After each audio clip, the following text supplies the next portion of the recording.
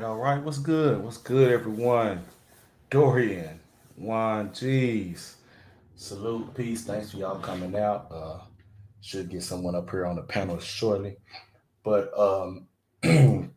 hopefully you all got to check out my my live stream earlier on what the title was about, which was Joseph got me too. So just to I guess have a short little overview over that. But basically, um, we all always hear about certain men and women always say something about this woman, the woman of the past, and um, this idea of her being so loyal and righteous, and caring about all of um, those things that are that usually men hold on to. What's good, soul provider? Um, Things that it just goes to show that this idea of this woman of the past was just a mere illusion. She never existed, as the unspecialist likes to say. Um, and it talks about here in this story with Joseph how, you know, the overseer, well, rather the Egyptian who was Potiphar, that's who his master ended up being when he was sold into slavery, saw that everything that he did and touched it prospered. He succeeded at whatever he did. He saw that God was with him in everything he touched and did. So he saw that whenever he allowed Joseph to do more things and have more responsibility and oversee everything in his home and that he owned, how it also prospered. So he allowed Joseph, free, pretty much free reign to oversee everything in his home. And he allowed him the privilege of being no better or no less than him. The only thing that he did not, you know, he did not do, was give him ownership or ability, ability or whatever you want to say, privilege or permission to do, was mess with his wife, which Joseph had no interest in that it showed. But when you go into the scripture, it says that Joseph himself, though, he Joseph was attractive in form and appearance to her, and I guess to probably the other women as well, but definitely to her. And she desired him, but he had no desire for her. He respected Potiphar, and he appreciated him for allowing him to be overseer and give him the privileges that he had given him because of everything he had done for him. So he had no interest in his wife. But Joseph having a first right of refusal, you can see it angered her, and she didn't like it at all. And so because of that, she persistently came after him, thinking, she would wear him down, but it never happened. And then what ended up happening was, she set the whole stage for for him to come in, nobody being there, and then to just blame him and accuse him and lie and say, that he attempted to lie with her, as they said in the Bible. He wanted to tell you, he basically wanted to pull a Ben Roethlisberger with, won't take some, but he never did no such thing. So it just defamed his character. She slandered him, and even though it ended up being for Joseph's good in the end of it all, but today we see so many young boys and men who it does not. You know, they're ruined forever for from these slanderous um, words, these things that are said. That a lot of times haven't happened. And then you'll see cases where it later comes back. She admits that it was a lie, but those their lives are forever ruined, while she's just fine. Um, and that's why I wanted to do this whole content on this piece to show that you have to be mindful of these situations. Um, always, do everything you can to not have yourself in these situations. Um, Ty City says it all the time. Anything that happens to you after you trust abroad is your own fault. Um, it's not honestly. It's significant. Dorian dance. Oh, that's funny. Yeah, yeah. But yeah, anything that happens to you after trusting one, it is your own fault.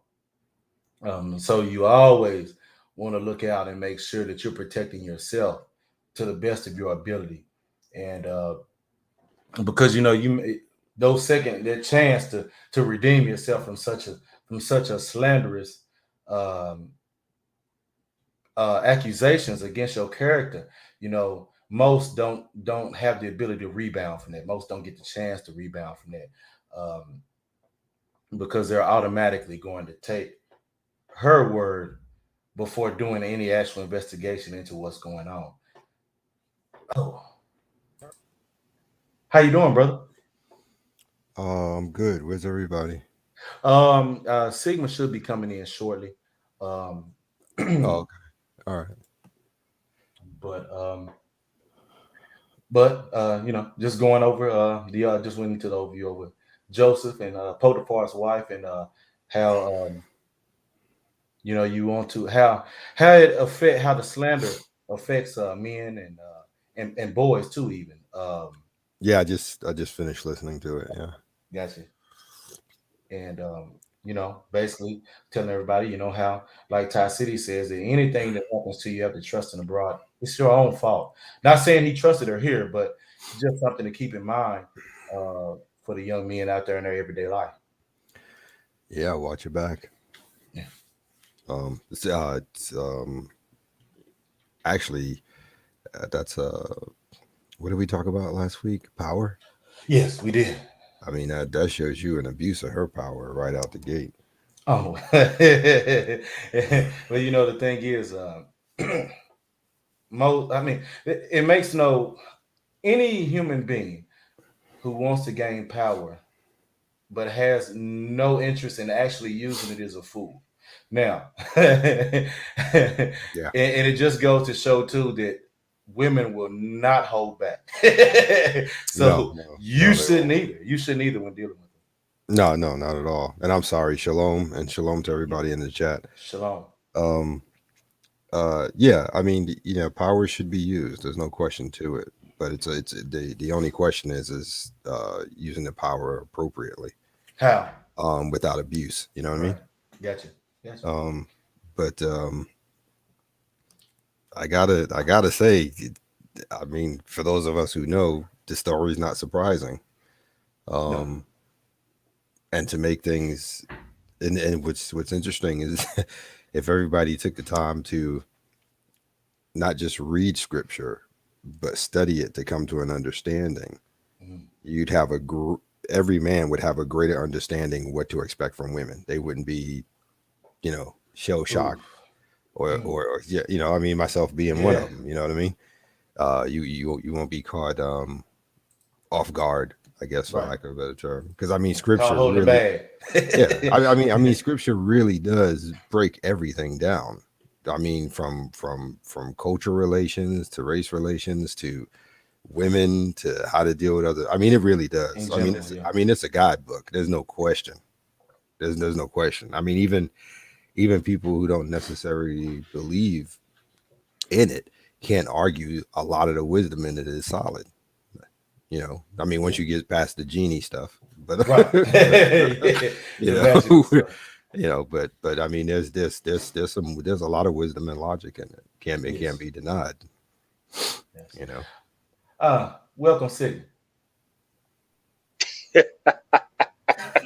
What is going on, gentlemen? Hey, shalom, doc. Shalom. Shalom, shalom. Where do I even begin? Like I told you in another chat, Isaac, I can't today. This, because I'm already thinking you got the naysayers who gonna be like, well, the woman who me too Joseph, she's Egyptian, so she's not a Hebrew. But hold on, wait. Let's back up. Did y'all like to proclaim that Egypt is our mother country and that Mm, we were kings and whatnot? So you can't claim Egypt, but then want to deny the fact that yeah, Joseph was me too by an Egyptian. Well, see, that's where it gets tricky because a lot of people take two different groups and kind of put them into one. The ones Hmm. who claim to be kings and queens from Egypt are the Hoteps. And then you have the other ones on the other side, which would be part of my group, which would be Hebrew Israelites. So they're both different groups, but people have a tendency to put them together in the format that like you just did. Not taking away from you, but I'm just saying people get confused that way. It's Oh yeah. it's it's always been fascinating because where Hoteps are concerned, being kings and queens, as we've all talked about before, everybody can't be a king and queen. So yeah. let's clear that up real quick. The second thing is for kings and queens, yeah, you know what? You got dogged out, you got dragged to another place, your women been dogged out, your men have been hunted. Dude, you're not saying anything. As to the Hebrew Israelites, My particular people, I've said it before, I'll say it again. And talk about how women used to be, you're idiots because they never were like that. The only good women are the ones who men have had a strong hand in maintaining, controlling, keeping them in their proper place, and keeping them focused on what they're supposed to do as opposed to what they want to do. You know, I would even argue that, and I know And I'm sorry, real Jesus. quick. Go I'm, ahead. I'm sorry, real quick. And for the record, that was a small percentage who was able to do that. Yeah, I want to get that out there. I'm sorry. And I would still even argue that and go with what Jesus said. There is none good but the Father. They're Yeah, just yeah, women. yeah. Yeah. And yeah, and if you want to enhance that, even Paul himself, even after he said what women and men should do if they're married, he himself said it's far better not to be. So, Yes, yes. But like he said, my gift is not for every, and every gift is not for everyone. But mhm. yeah. And I would also like to point out too, I think that also on those two distinctions that you made, Lawrence, that um, through fault of their own, though those things get lumped together because they don't even try to make any distinction between it. So all of them, Oh, all of them absolutely. colored people lump themselves together like that. So Yeah, no, absolutely, absolutely, absolutely. I can't disagree with that. Especially when each one tries to make itself distinctive. But how are you distinctive when you're kind of like stealing parts from the other?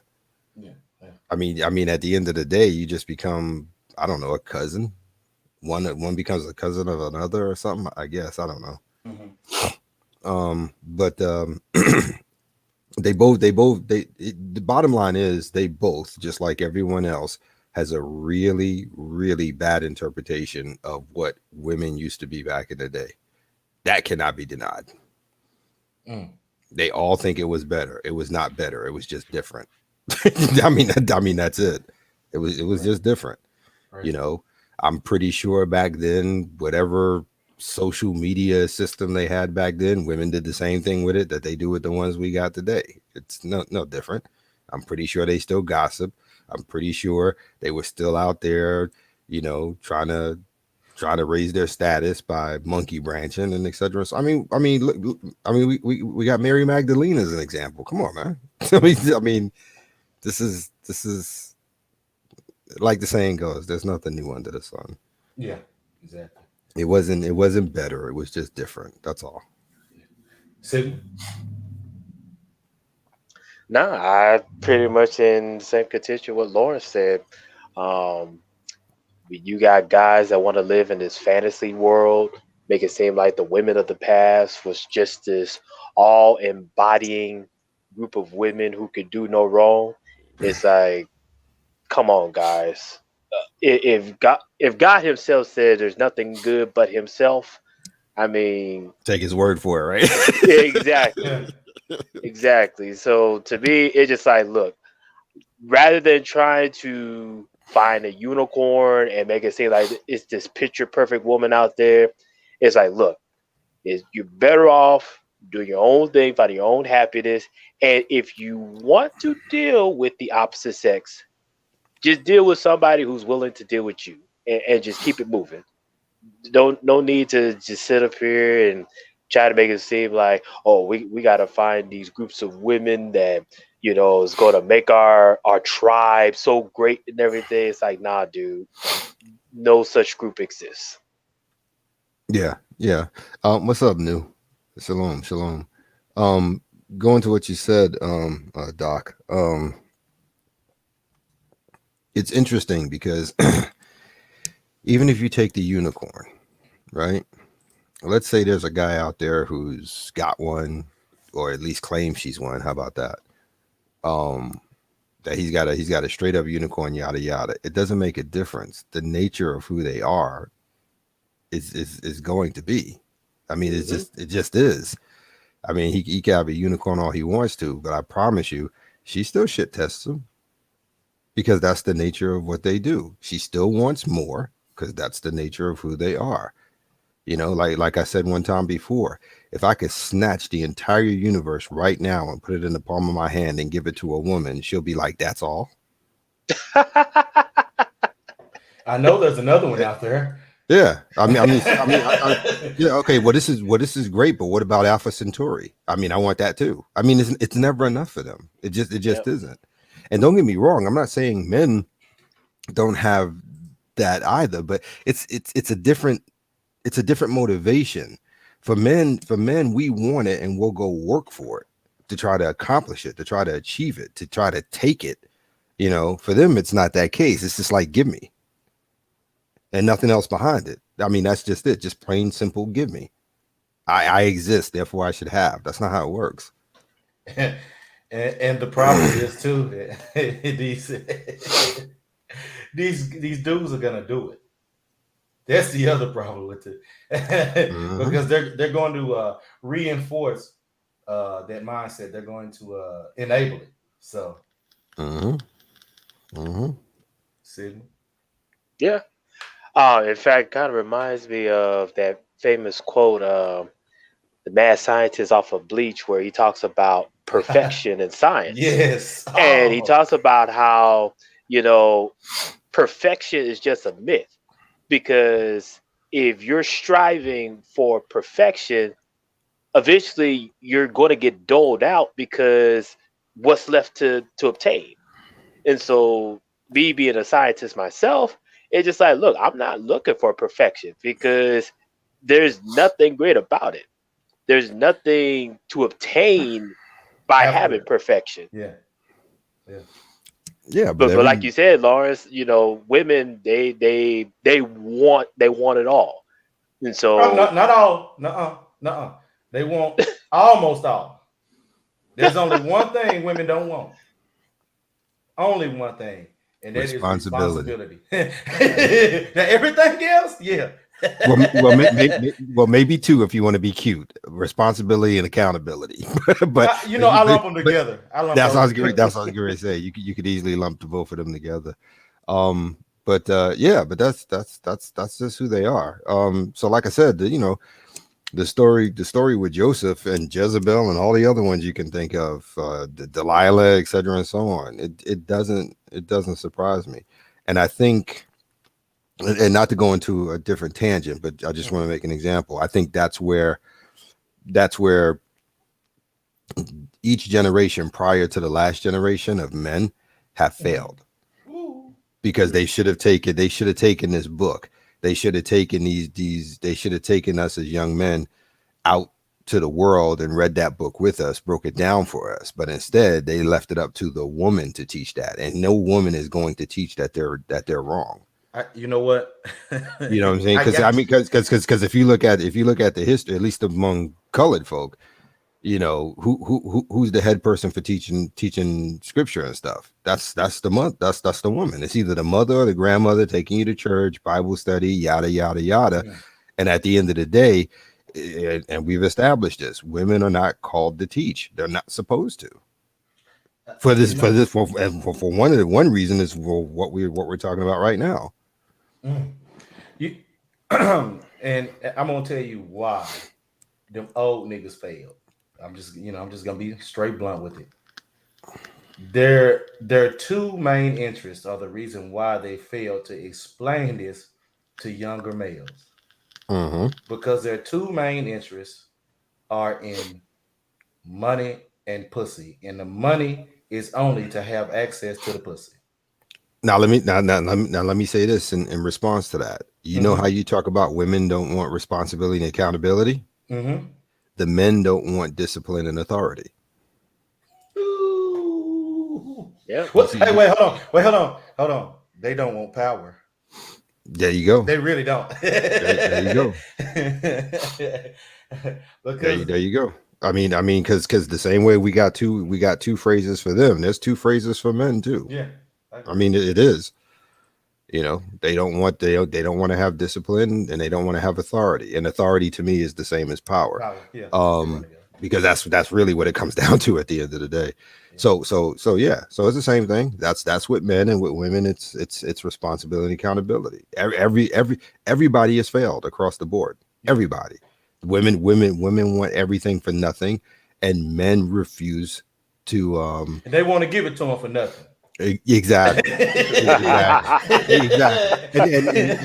And it's funny because when we go back to scripture, we got that whole thing about being a good steward of what's been given to you. And that's not being a good steward. And if it's not that, then it's the worst case scenario where you're throwing your pearls to the swine. Because let's be real, that's how they're acting. Oh yeah, and they would turn and tear you to pieces. They Yeah. would trample you. Yeah, Tear you yeah. to pieces. Yeah, A wild boar turn around and just gorge you and just tear you to shreds, man. yeah. Now think about that as a group of them coming after you. Yeah, it's just you know what I mean? Yeah. I mean it is what it is. Yeah. But excuse me, I'm sorry. Now are there good women out there? Well, that depends on how you define good woman. To me, personally speaking, there is no good woman, no true good woman. However, there are some women out there who are trying to contain to some degree their actual nature. I believe the word you're looking for is tolerable women. I was just about to say that. Thank you. I was just about to say that. The correct term to use is there are tolerable women out there. Yes, there's no such thing as a good woman. Yeah. No, you're right. Yeah, because to me, for that. Yeah, to say that a certain woman is good is just like, okay, you haven't seen her true nature. You haven't seen. She's giving you, in Japanese term, she's giving you a public face. Oh yeah, wow, yeah, public face, absolutely. It was, and then we have a phrase for that too, behind closed doors. Oh yeah. How she is in public and how she is at home, two different things. Right. Exactly. That's why a lot of people, and that's something else that general society doesn't take.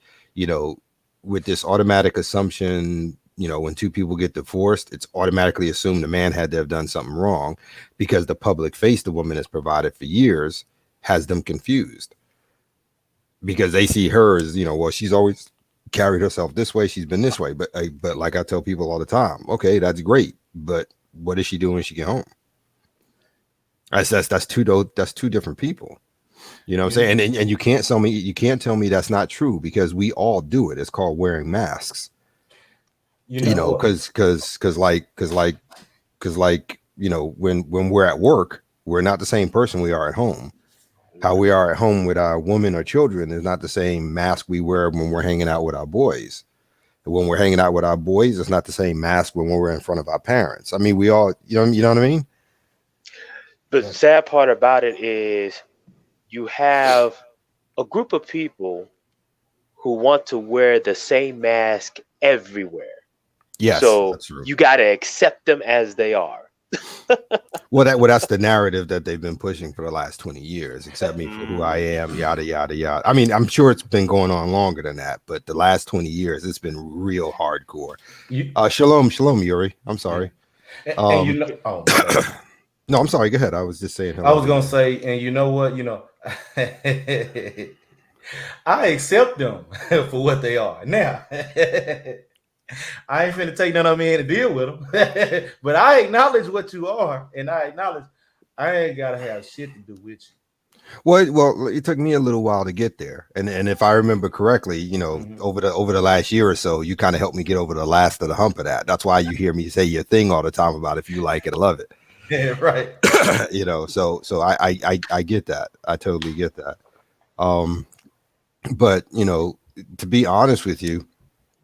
Like I said, it doesn't make a difference who you pick, whether it be Jezebel, Delilah, Sarah. Bottom line is all of them. Deborah. They're all who they are. I mean, it just is what it is. They are who they are. It's the nature of who they are.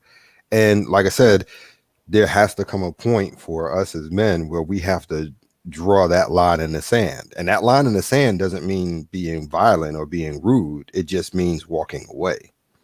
Because that was something else that I had to get right in my head, and I had conversations with a lot of people. If you don't care, then why are you upset? Just leave. Mm-hmm. Yeah, just leave. Because the fact that you're getting so upset, it means you still care. It means you still want them. You have to go 100%. In other words, this is the one moment in time you should be in bitch frame. You should just be as emotionally detached from them as they are easily able to do it from you. Right.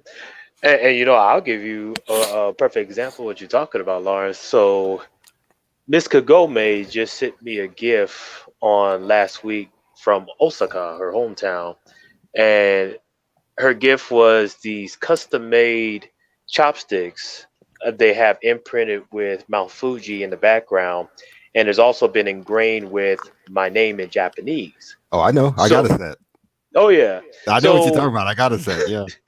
now, she surprised me with this gift, didn't even tell me and whatnot, just ship it through and all. But this is a perfect example of, okay, is she good? No. She have her flaws, and I recognize those flaws. It is what it is. A lot of women have those typical flaws. Now, is she tolerable? For me, yes. I don't have to go out of my way. Do she think about me and everything? I mean, she sends me gifts like these, throughout most of the time. So for me, difference between being tolerable and then trying to find a unicorn. Yeah. Yeah. There you go. Because I mean, you're spending your life hunting a mythical beast. Why? You know it's mythical. That means it doesn't exist. The very word tells you it doesn't exist. But if you can find a tolerable woman, not reasonable, because no woman is reasonable. Let's clear that up real quick. No woman is reasonable. Tolerable, because a lot of dudes like to use that. You find a reasonable woman that you can work with. No woman is reasonable. Let's stop that. Fuck nigga. Exactly. So but if you can find a woman who's tolerable and knows how to get on the game plan, and let's be real about something too. There's no guarantee in that either, because like I've said many a times before, the way the laws in the system are set up, she can wake up one morning and just have a bad day, and you're screwed. Yep. It's just that simple. I mean, her life could be perfect. It really could, but she could just wake up one morning and say, I'd like to try something different. And then you're done. Hey, I got something better. She ain't gotta have a bad day. She can have a better day around somebody else other than you. That's correct. That is correct. That is correct. Yeah. And again, it just doesn't matter. Just like when we talk about brothers and cisbem, it's not what you think. It's not what you think. Trust me when I tell you, every culture has female fuckery. It just does. Yep. Some less than others, some of a different type of fuckery, but they're still fuckery because, again, like I said, it's the nature of who they are. It doesn't make a difference about the culture. It doesn't make a difference about the race, the age, the socioeconomic status. Nothing. Women are women, and we have to learn to accept that for what it is and move accordingly. Now, as far as it goes for here in the States, which of course is the bulk of most of our experience,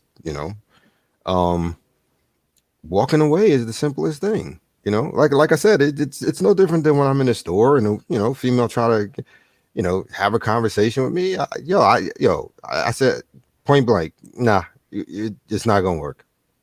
Why you say I can break it down in 3 questions and I can tell you it's not gonna work. And she'll just look at me. What are the 3 questions? How old are you? I don't answer that. Strike 1. Do you have children? Yes, I do. Strike 2. I say, do you want to go for question number 3? And she's like, well, why does my having children yada yada? No, I'm not Captain Save-A-Ho. That's not my job. You can argue it all you can argue that all you want to, but that's not my label. That's not my job.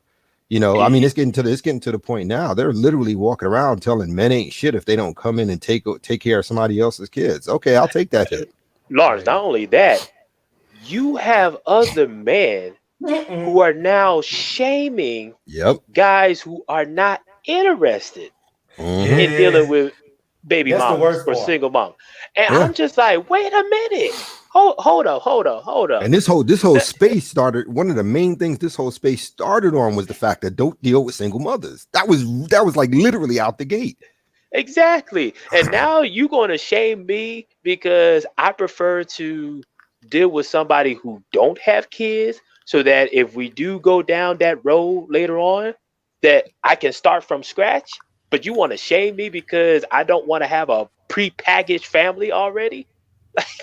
Because they know deep down inside, every woman knows that everything they asking for, they're not worthy of. They know this.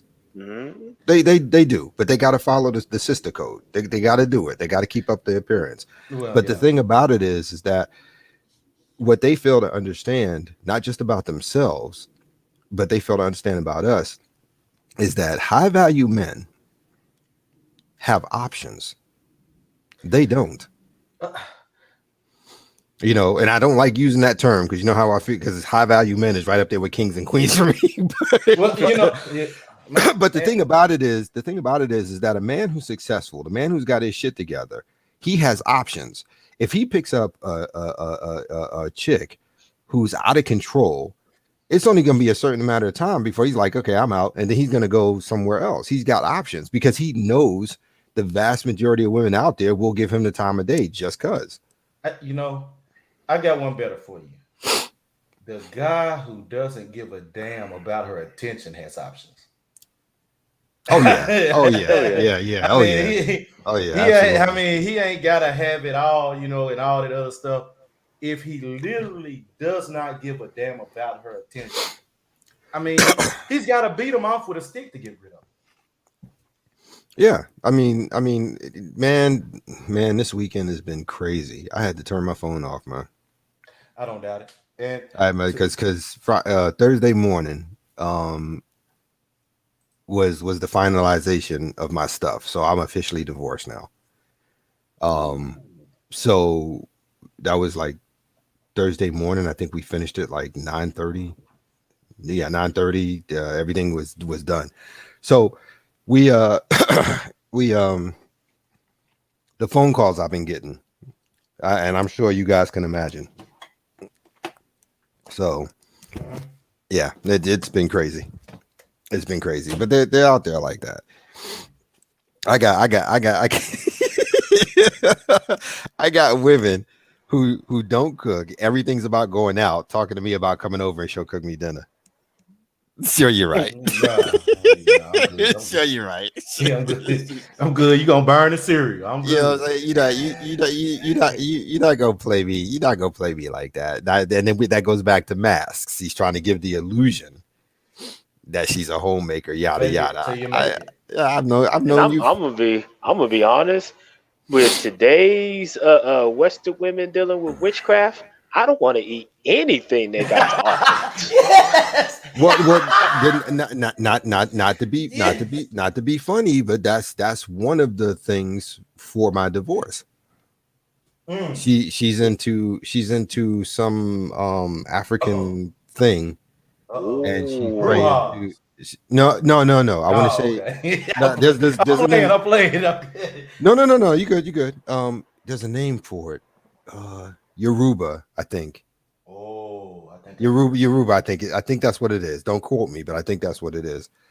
So so that's been a lot of contention between us, among other things.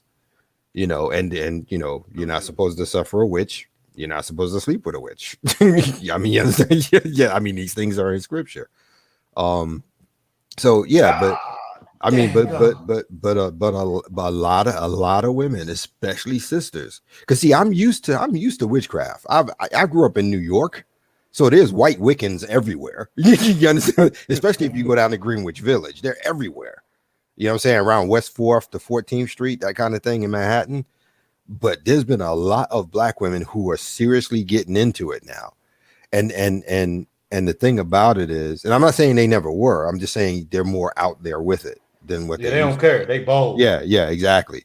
Because with my ex-wife, one of the arguments we got into is that whenever we were somewhere and we would have conversations about religion or scripture or whatever, everybody in the group, we would have a conversation like, so what are you? And I'd be like, Hebrew Israelite. And they'll be like, what's that? I said, imagine a black Jew. I mean, just being silly. And then they'll tell me they're Roman Catholic or this, that, etc. and so on. She never tells people what she is. And I looked at her one day and I said, why do you do that? And she's like, what do you mean? Everybody else will say what they are, but you won't. That's because deep down inside, you know it's wrong. You know people won't accept it. You know you shouldn't be doing this, because I don't understand how you go from being a Seventh-day Adventist to being somebody who's following African deities and all that other good stuff. And I remember one time we were sitting down and she was trying to explain something to me, and she said, well, I'm not even going to talk to you because I know you don't think the stuff that I do is real. I said, oh no, why would you say that? She's like, you do? I said, I absolutely believe it's real. And she's like, oh, I didn't know that. I said, scripture shows so many deities that other people are praying to and believing in. Oh, I believe it's real. I just don't trust it. it just ain't my God. That's or the practitioner. Exactly. It's just not my gods. But scripture shows all different types of gods being prayed to. So I know it's real. So why wouldn't I think yours is real? I just don't agree with your shit. It's not my God. And like every other one, it'll fall and you'll burn along with them. That's all I got. You know what I mean? So, but like I said, this is the nature of who they are, because they try to do everything to obtain power other than the right thing. That's the point I was trying to get to. Yes. Before they sit there and admit that they're wrong and they need to change, they'll go find something else to use to amplify or try to take power. Well, that's one thing that I argue with people. I notice people hate it whenever I say this. Whenever I say people don't change, the only thing that changes is their focus. Right. But death is the only thing that really changes anything. Right. But think about what I said about masks. Mm-hmm. Because that means, for all intents and purposes, she's worn the mask of a quote unquote Christian.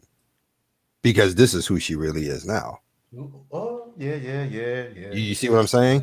And and I've had the same conversation about her mother, and not actually her mother and my mother, because my mother was a diehard Bible thumping Southern Baptist, Jesus is everything, yada, yada, yada, yada. But when she didn't like something going her way, she picked up the phone and called my ex-wife and asked her, do you know anybody who can do roots?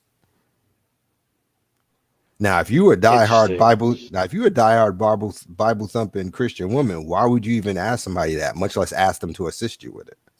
Because power. This shit didn't go your way. Exactly. And I gotta do everything I can to make it go. Exactly. And her mother was the same as my mother, and she did the same thing. When she had people living in her place, because she has multiple properties. So when she had people, she had some couple that was renting, and they were destroying the place. And sure enough, she called Camille to ask her yada yada yada yada. That's what I'm saying. That's the point I'm trying to make. It's their nature, man. It just is. It's their nature. Never mind hard work. Never mind going through the eviction process. Never mind talking to the person you got a problem with or removing them from your life. Because both sides could have did that easily. Whatever issue my mother had with whoever it was, all you had to do was leave them alone and tell them to leave you alone. Why are you calling somebody to ask for roots? Same thing with her mother with people in the apartment. Go through the eviction process. Done. And see, that's an interesting conundrum right there. So you have these same women that will talk about how, oh, God is good. He's blessed me with this and that and everything. But then when life gets tough, and I'm using air quotes because a lot of their issues is not that big of a deal. But when supposedly life gets tough, now all of a sudden they want to take power in their own hands and will do some things, delve into some things that for a fact God talks about. He has a hatred for witchcraft. Yes, he does. So how can you possibly be two-faced? Talk about you believe in God doing this and that and does this for you, but then when you're, so to speak, not getting the results you want, all of a sudden now you switch over to other deities. I can tell you how. And I'll follow you up when you're done. Go ahead. I got the answer. I believe it's in Matthew 6:24. What does it say? Neither. No one can serve two masters. They always trying to serve two masters. Mhm. Either you're Yep. gonna hold on to one, you're gonna hold on to one and despise the other. So so whenever they go to that worldly mode, it's showing who their true master is. That's all I got. Go ahead, Lawrence. I was going to follow up. I wasn't going to give an exact scripture, but I was going to use the church as an example. Because I had this conversation with my cousin William yesterday. We were just shooting the breeze, and this is exactly what I said to him. You know, they got it backwards when they will never do anything necessary at home for their man, but they will do everything necessary for the man who runs the church. Yep. They will cater to a pastor like it ain't no tomorrow. But if you even ask for a tenth of that to be done at home with the man she has, he's useless, he's dusty, he don't do nothing, yada, yada, yada. We see it every day. We see it every day. Just the fact that he's a pastor, she gets wet. And you know, let's call a spade a spade. The modern day pastor is also a warlock. Oh, absolutely. He may not be out open about some of the things he do like the women do, but rest assured, behind closed doors, he's dibbling and dabbling. Oh, absolutely. Absolutely. And as a matter of fact, I would dare say his specialty is tantric. That's why he ends up sleeping with all the women in the congregation. You know, I had someone try and tell me something about these hoes and say, if you claim it, it's yours. This is, to shut it down. This is all I said. I said, well, property rights went out on bitches in the 40s.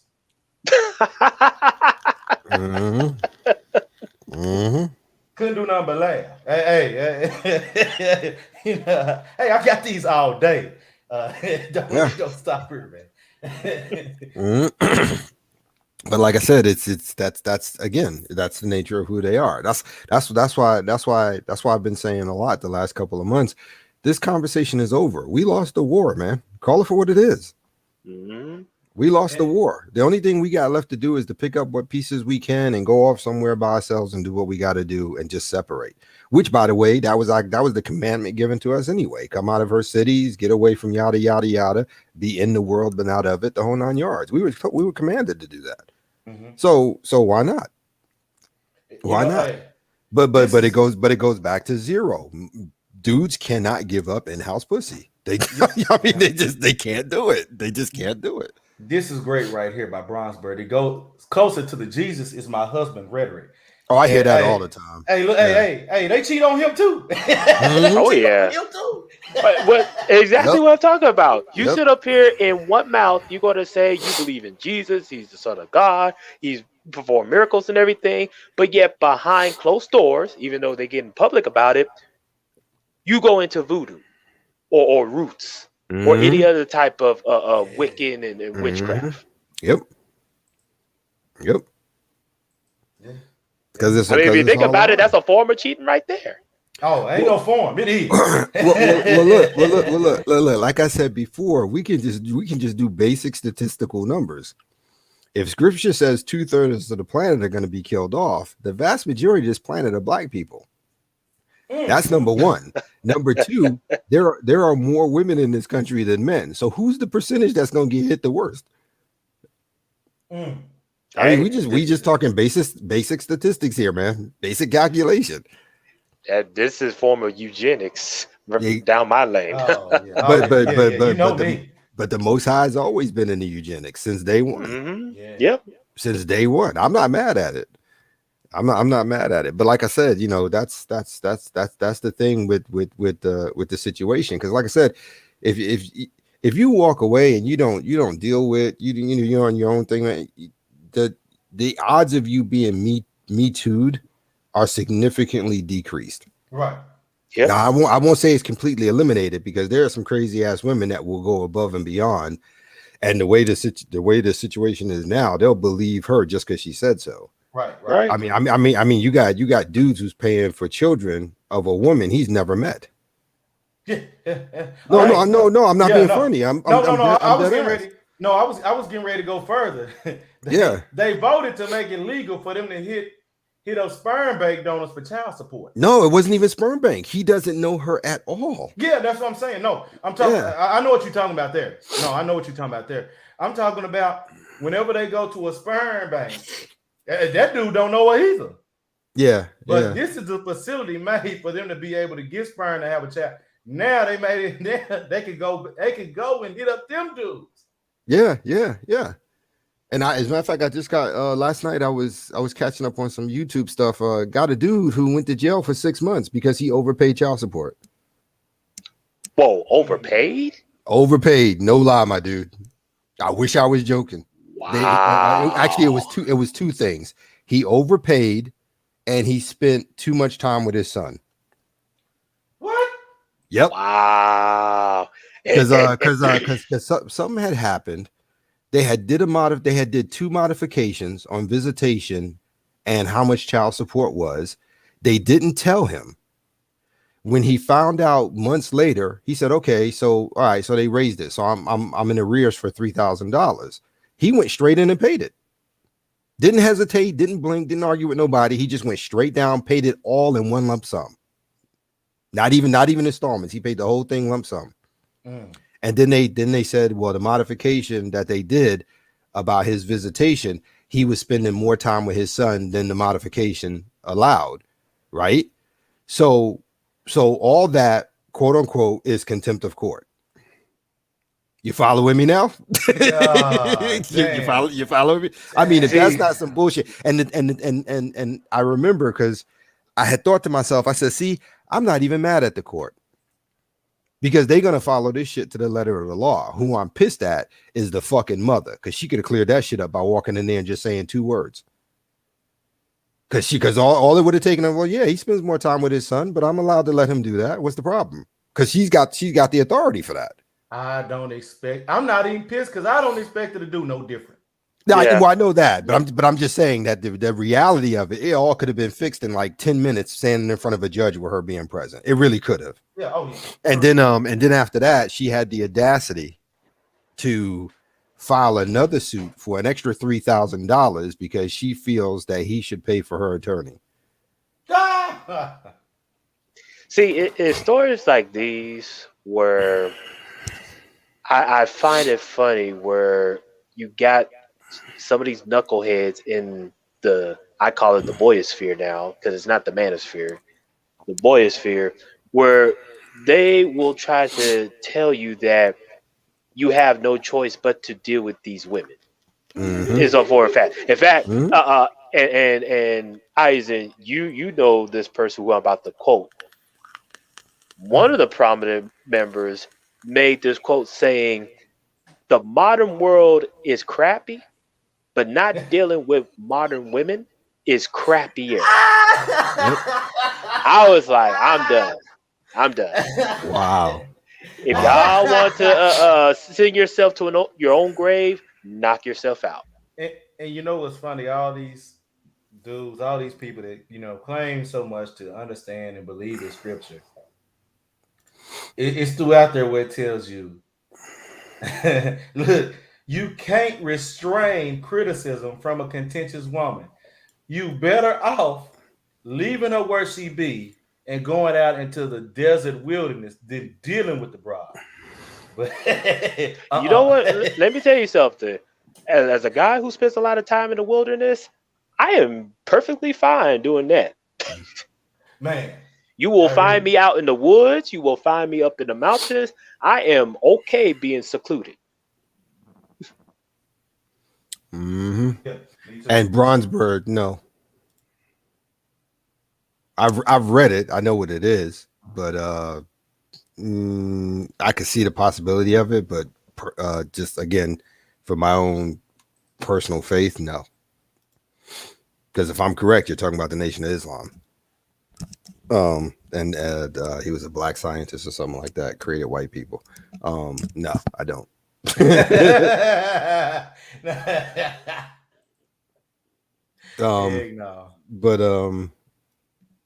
But yeah, like I said, man, that's just the way it is. I mean, 6 months in jail for doing the right thing.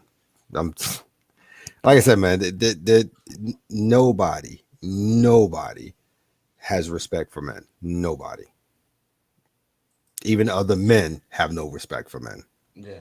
And the Yeah, lowest I on don't expect the women to. and the lowest on the totem pole is us. You know. Yes, being self-contained. Yeah, that's what it's gonna have to be. Yeah. But you know, like I said, I there's no guarantee you won't be Me Too. There's no guarantee, but Right. you know, like the saying goes, man, damn, at least try to mitigate your damages. Yeah. You know what I'm saying? I mean, That's the thing. Yeah. I mean, the writing's on the wall. We're seeing it with people at the high end, and we're seeing it happen with men at the low end. Dude, you know, the writing's on the wall. Yeah. It's not it's not worth the squeeze. I mean, I don't know what else to say. It's not worth the squeeze. And the thing that fascinates me is that I could see if you're listening to Platinum or all them other guys and you want to blow them off, but I'm sitting here as somebody who's done it twice, and I'm telling you how it works. And I'm telling you, I've had a chick who was white. I had a chick who was from another country, black. I've had a chick who was out there in the world. I married a virgin. You understand what I'm saying? That's why I was cracking jokes with Zero one time. I'm literally a microcosm of how everything would work, depending on how you want to break it down. Okay, and I'm telling you, it makes no difference. It makes no difference. Just like I guys out there, no hymen, no ring. Yeah, okay, I put a ring on one with a hymen, and look where I'm at now. It doesn't matter. When they get around these other bras, it's done. Man. Yeah. I mean, classic situation. I mean, when she asked, and just to show you the level of insincerity that they have. You know, the classic situation of once she gets a degree, suddenly she thinks she's better than the dude. Now she got to go look for a greater status. She asked me for a divorce 30 days after she got her degree. To show you the level of insincerity, she actually asked for the divorce over dinner of our wedding anniversary. Wow. Yeah. Hey. Yeah, I mean, you understand what I'm saying? That's why. I don't get me wrong. I get a lot of guys in the space who are like, "Yo, Lawrence, you share too much, man." Yada yada yada, and I get that. I do because I go off on a tangent sometimes. But like I said, if brothers who've been there don't break it all the way down and share all the shit they go through, how are you going to teach other brothers not to? You can't be like the generations before where you just tap that shit down and keep your mouth shut and let other brothers just go through it and hoping they get better. That's not how that's gonna work. Somebody's got to have to start fucking talking. Somebody's gonna have to start putting all this shit on the fucking table so people can see. And it also needs to be out there like that because any women in the background who are listening is like, oh shit, this nigga's dropping all the fucking, you know what I'm saying? They need to know they being called out now. They need to be shown that, okay, motherfuckers are not holding their tongue no more. You know, I mean, it works both ways. If that makes any sense, but and you know what you just said there, I noticed. This is why I said they savage. She picked the prime time to do that. No, that wasn't prime time, bro. That was blindsiding. Call it for what it was. Well, yeah. Well, and the reason why I said prime because it was blindsiding. Because it was at a time where you would be the most emotionally vulnerable possible. That's why I said prime time. And then had the audacity, because like I said, this divorce has taken a couple of years because we have so much property, we have so much financial stuff, etc., and so on, to make sure I don't get, divorce raped. You know what I'm saying? But as a matter of fact, by the time that let's see, got everything done Thursday, I only lost out on $1,500. She kept all hers, I kept all mine. Because the argument was started talking about alimony and stuff like that. And I was like, really? Because she's about a year and a half out from being a 6-figure woman. And it was like, really? I said, yeah. I mean, you got her financials the same way you got mine. And for the record, she wouldn't have any of that without me. I had to help her find her purpose. Then after helping her find her purpose, I paid for her to learn it. I gave her her first job in it. I've used my connections to move her through life, you know what I'm saying, with people I know to get where she is now. Yo, I did that.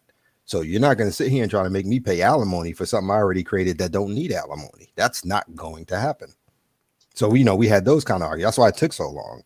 And then there's real estate and, you know, all that other good stuff. And like I said, she comes from a very well-to-do family.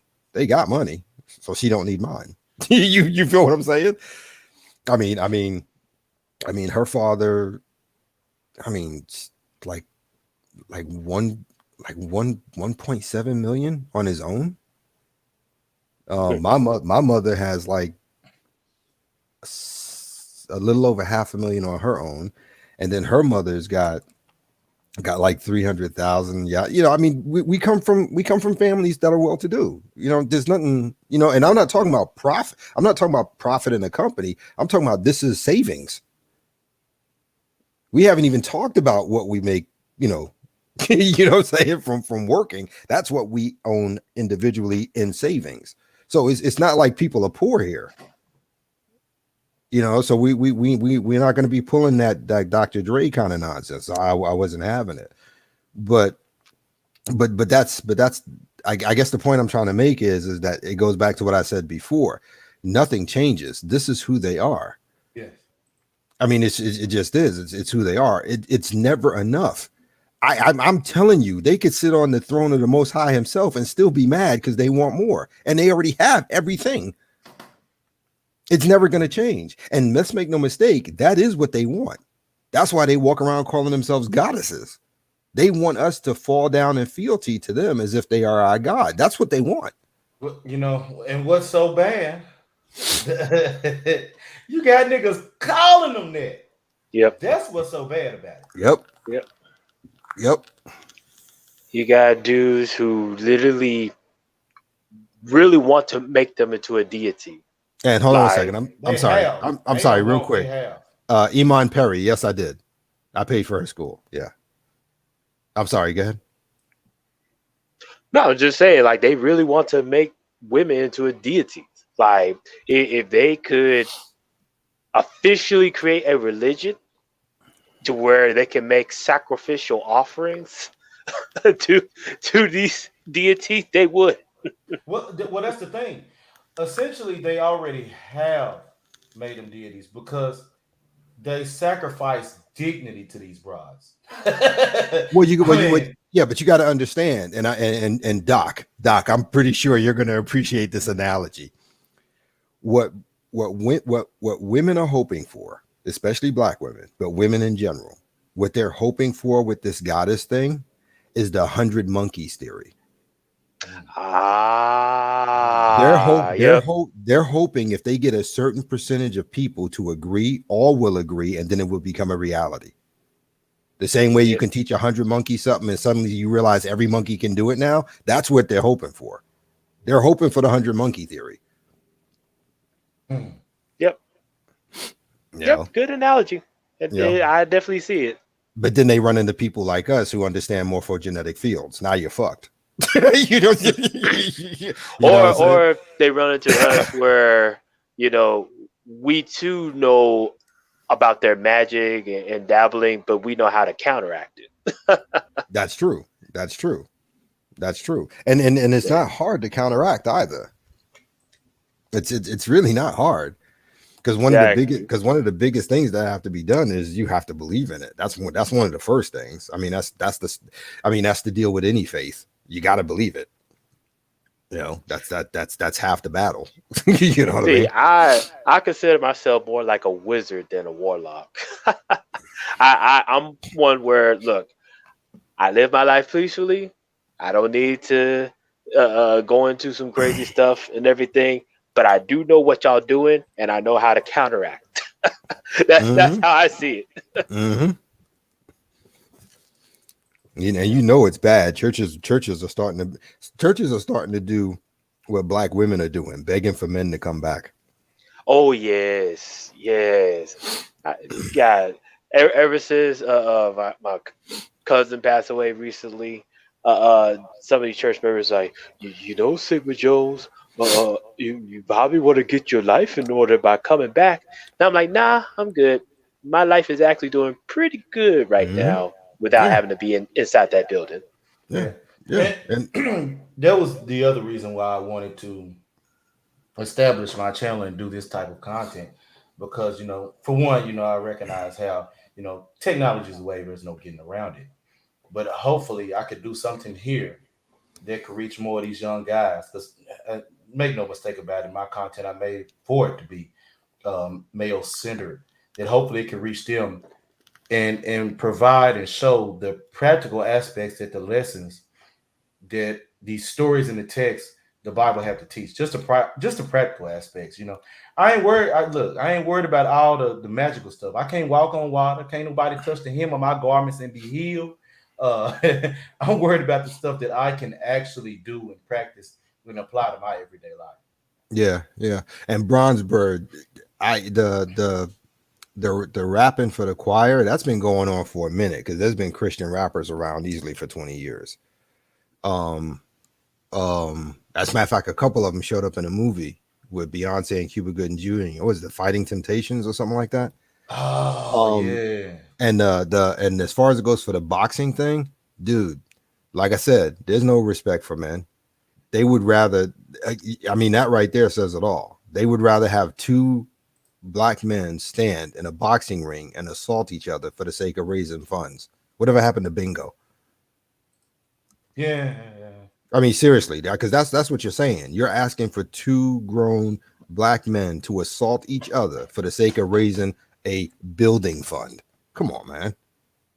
Come on. But yet you're teaching people to turn the other cheek, but you're gonna have these two beating each other in the cheeks. Come on, man. Stop. It don't make no sense. It don't make no sense, and it don't make no sense for grown men to get in there and do that either. Like I said, there's no respect for us. They wouldn't ask two women to get in there and do that and then throw some jello and have a bikini fight, would they? No. So why would they ask men? Do you It's really it's want it's to? it's it's, Do it's, you it's really? disingenuous. Do you really want to see some overgrown buffaloes going at it? No, no, no, no, no, no. I'm just making a point. I Big don't Mama I and don't want to do that. them. I Big don't want Mama to do and that. them. Yeah, I don't want to do that because that was part of the conversation I had with William yesterday. Because like I said, we were talking about all kinds of stuff. Just hanging out, man. We hadn't had a talk in a while, and we just covering a lot of things. We talking about women asking for us to be this way, that way, etc., and so on. But not a single one of them will do anything. They'll be 300 pounds. It don't matter if my gut's big as long as my ass is. Nah, boo, it's more than that. And it's fascinating because they know we're visual. They know we're and that goes back to me and Hulk, because we say that a lot, especially when women, well, at least back then when women were on the panels. That's why he and I get irritated, because you can't sit up here on a panel and act like you're a fucking fool. You know exactly what you're saying, you know exactly what you're doing, and you know exactly what's going on.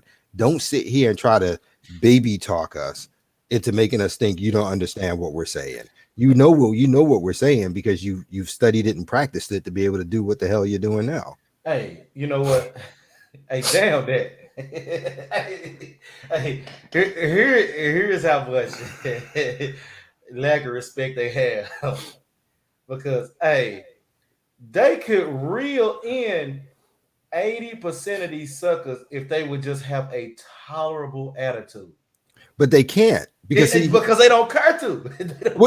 they don't care to, and it's also part of that narcissistic ego they have. That's why you have problems with blue collar men when it comes to them.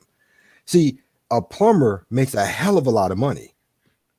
An electrician makes a hell of a lot of money. They just don't have that sexy ass. But exactly, the problem is that it's not just about the money. They'll give up the money for the sake of status and celebrity. Yep.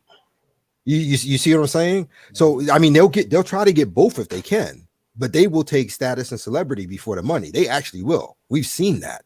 Oh, they're gonna take all of it. Everything they get. Yeah, so that's the reason, and that's where a lot of brothers are getting confused, because they think, well, all these men make money, they all about the money. How come they're not going after them? You're missing the big picture.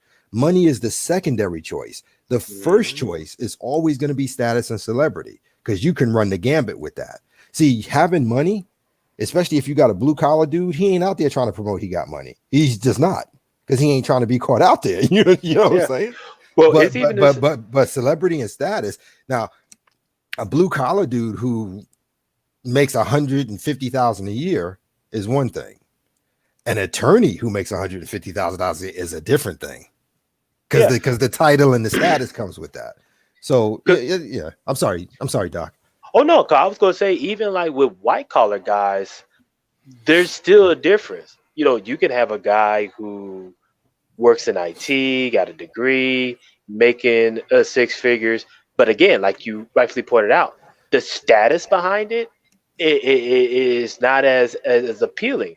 But Yeah, that's if you get somebody like you said, a lawyer who, yes, he's educated, working six figures and everything, it's a different status that comes with it. Oh, dude, all you got to do is look at the music industry. Let's be real. The vast majority of rappers are broke niggas. Yep.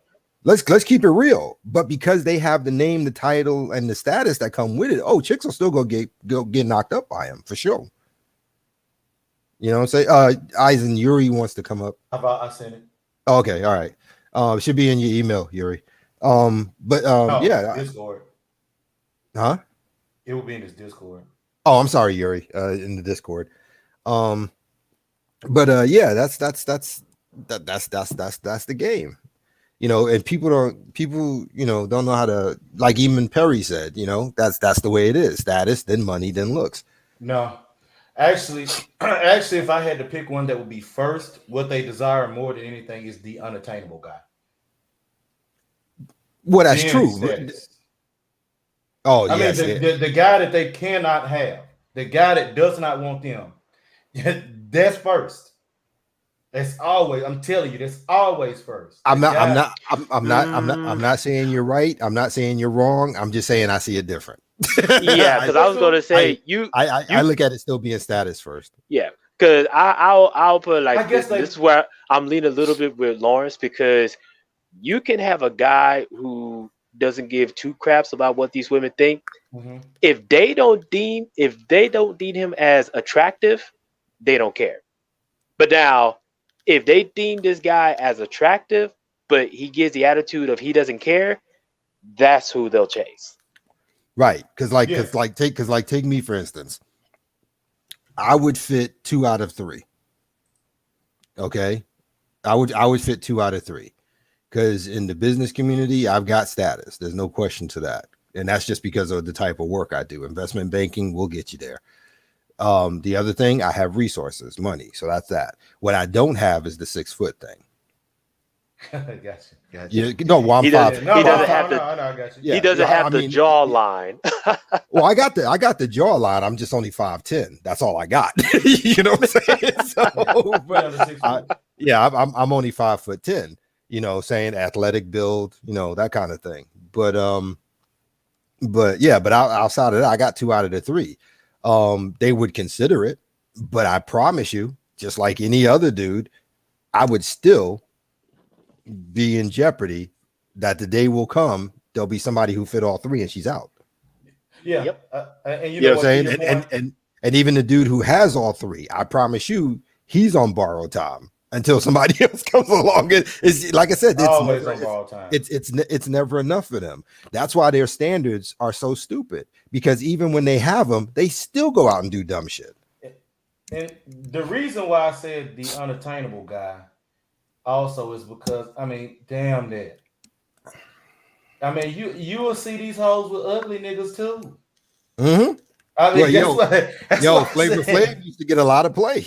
I mean, that's why I said the unattainable guy. I mean, in the sense that, I mean, if he's got plenty of women wanting him, he's screwing out, but can't none of them really lay a claim to the fact that that is their guy.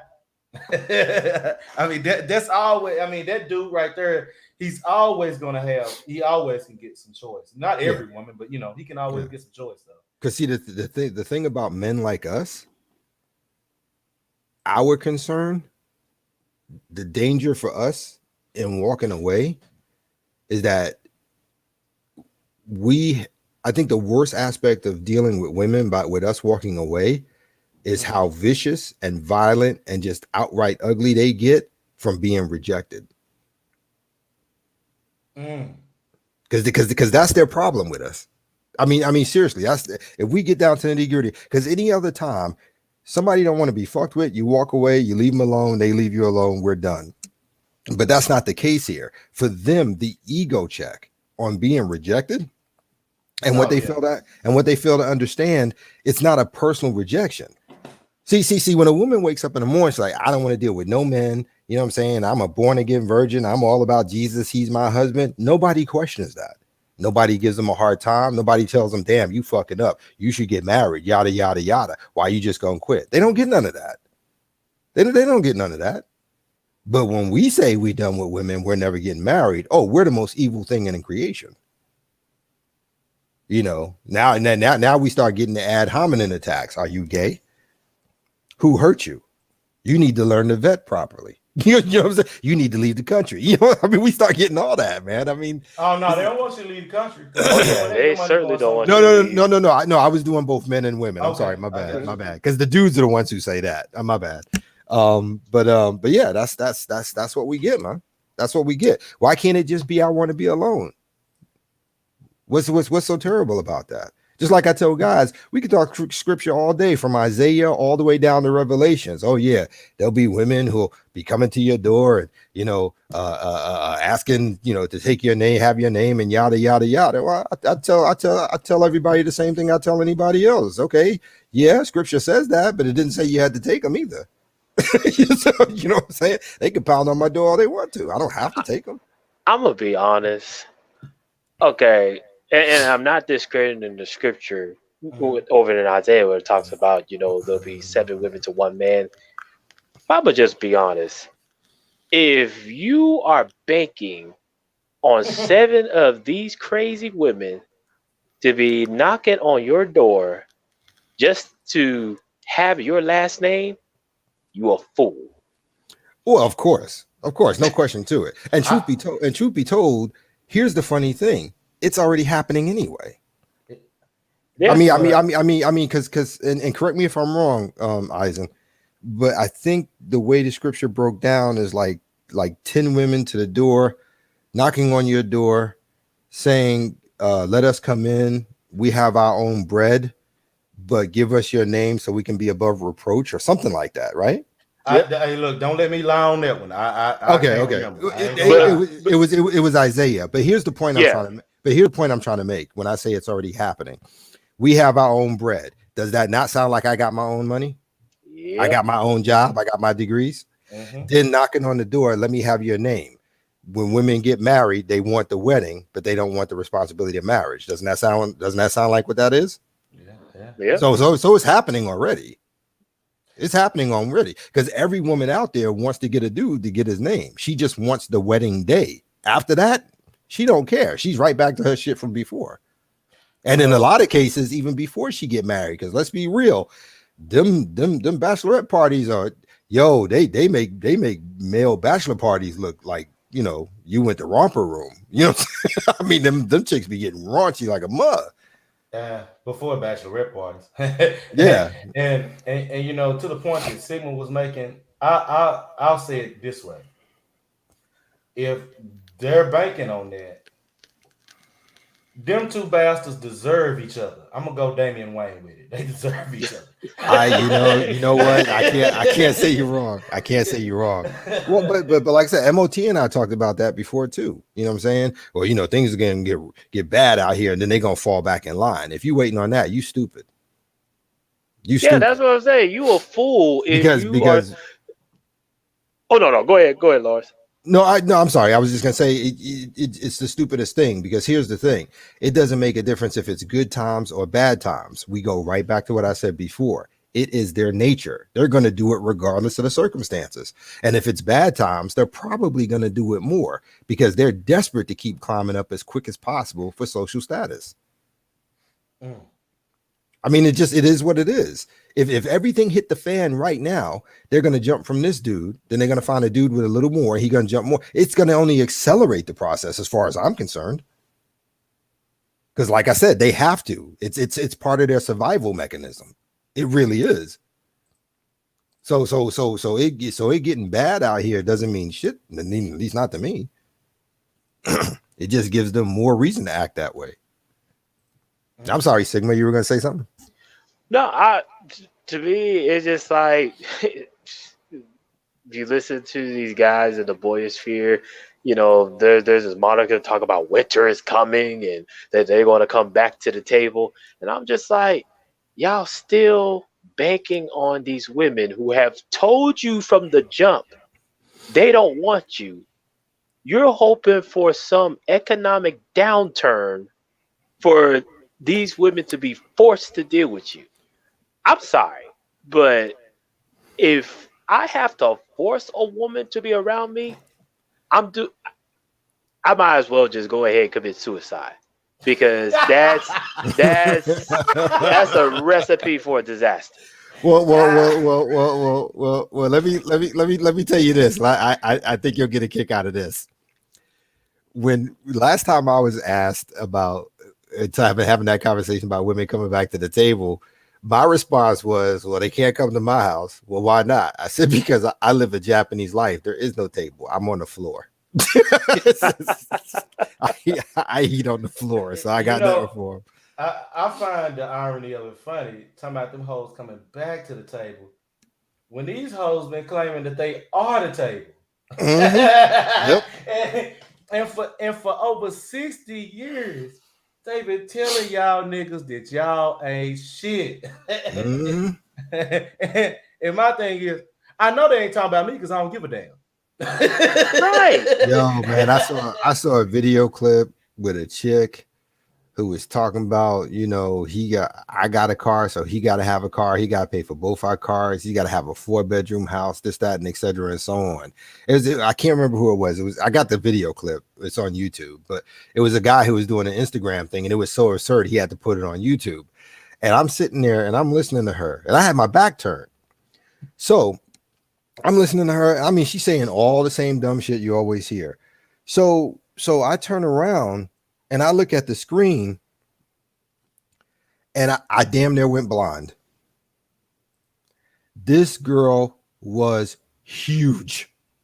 Look like the Stay Puft Marshmallow Man. No, bro. I'm not trying to be funny. You know that 600-pound Life TV show where you got to go in and get gastro bypass surgery to save a life? Dude, she looked like that chick that you have to bring in Jerry Springer to cut a wall out to get her out of the fucking house. But you know what was so a shame, Lawrence? Some nigga Go on, save her. is going to not only save her, some nigga is going to make her into a mom if she haven't already. Yes.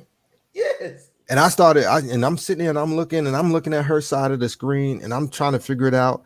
And I'm thinking, okay, so she got her boobs all hiked up, yada, yada, yada, yada, and all this stuff. So I'm looking, and then she moved, and I realized it's not her boobs, it's her fucking arm. I'm like, yo.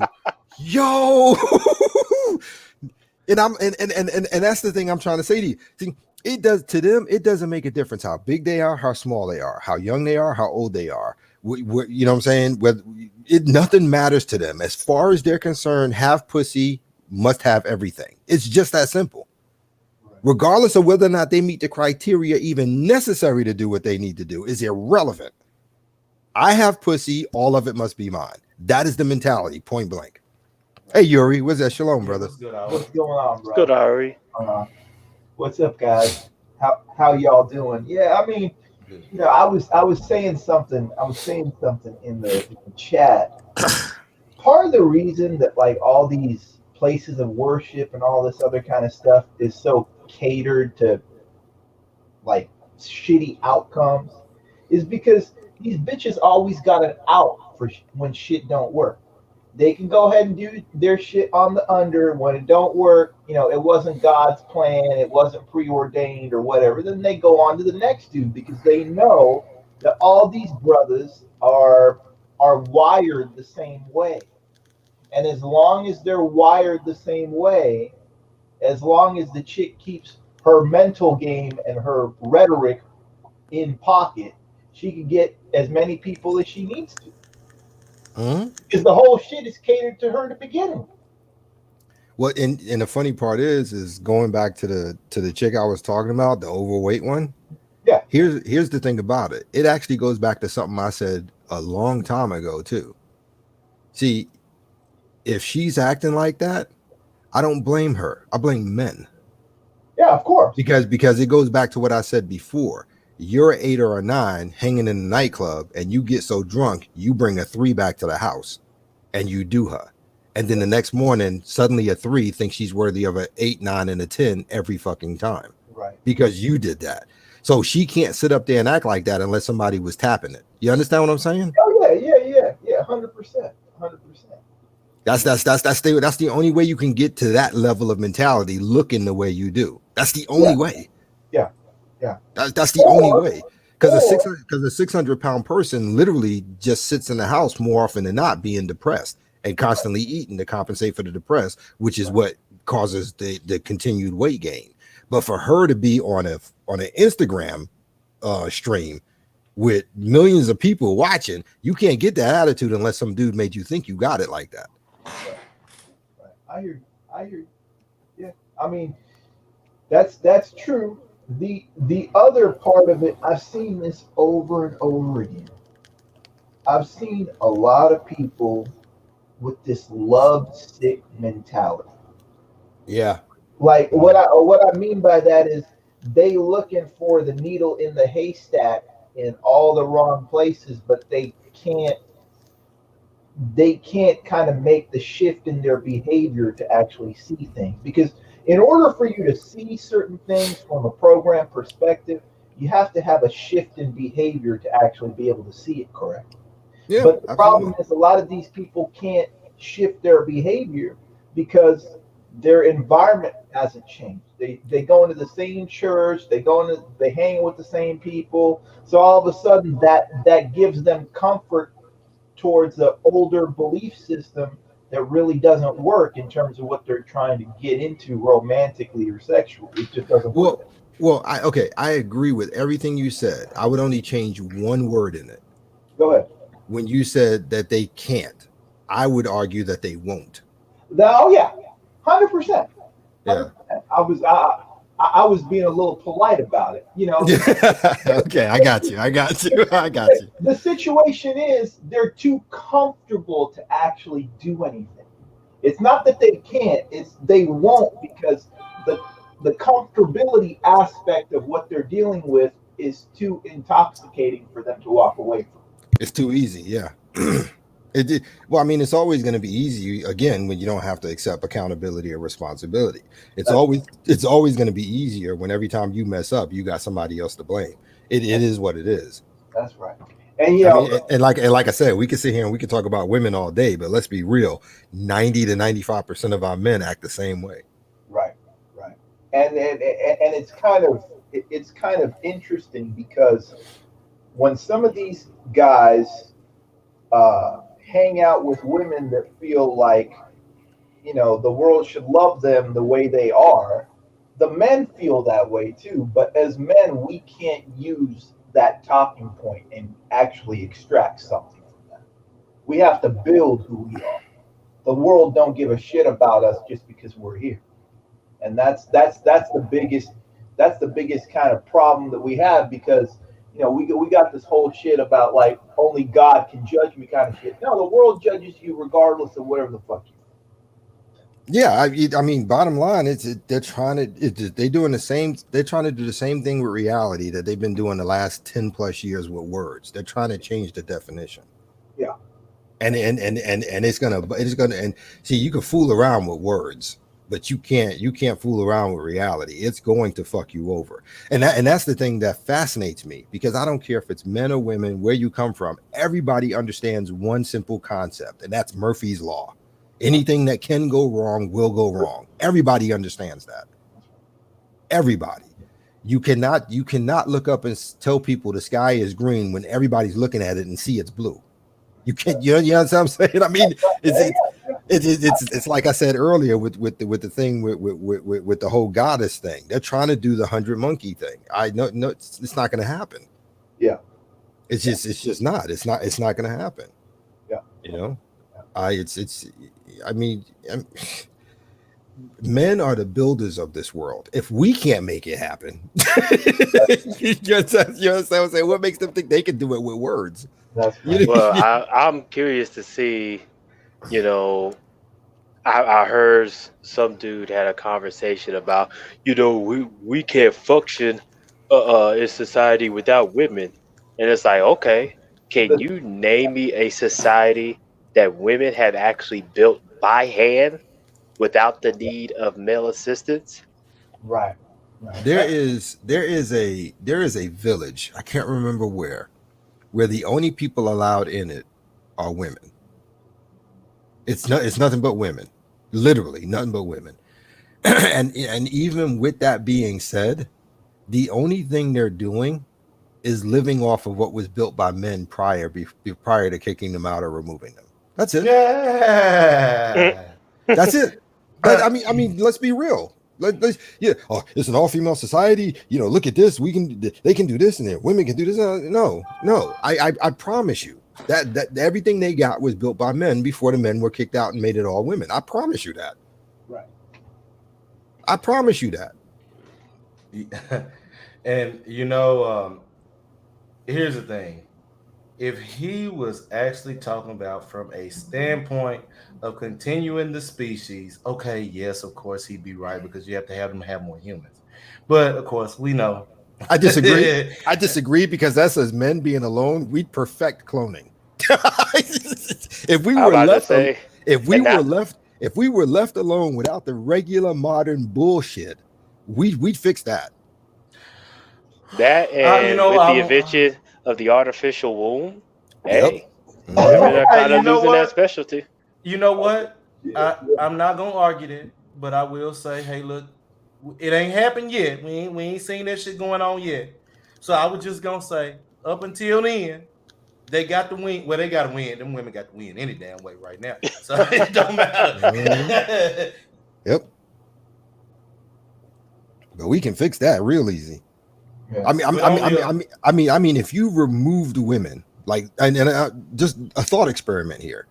If you literally removed women right now, all of them just vanished like that, and there's nothing on this planet left but men, you're gonna have two types of men. You're gonna have the men who can't live without pussy, and you're gonna have the men who are happy the pussy's gone. Let's be real.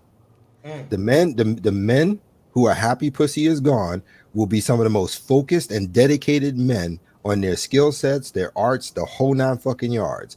Them other motherfuckers who are, we need women for the sake of the species, they're gonna die off. We're okay with that. That's right. And the weirdest thing, Lawrence, is a lot of these guys don't understand that when you go and do it the other way around, all you gonna end up with is being a bottom feeder. Because the thing is, if you try to do what you really want to do, you have to do it on the back of actually getting skills together. Because it's not That gonna work otherwise. exactly. Exactly. It's just like conversation with Sabrina the other day. Going same old conversation. The importance of a man being with a woman. Yeah, for what? And then we start going through the list, and I'm just tearing her apart. So a companionship, I got my boys for that. What are you talking about? Well, cooking, I cook better. Cleaning, oh, I definitely clean better. Women are nasty nowadays. You I can do slobs. all. Yeah, I can do all of that. You It's know, and only she, one and thing. she, and she, and she's going through the list, and I told her, I said, the only thing you have to offer is sex. You know, Sex. I And I I said, never. I said, what happens when you run into brothers who are perfectly happy being celibate?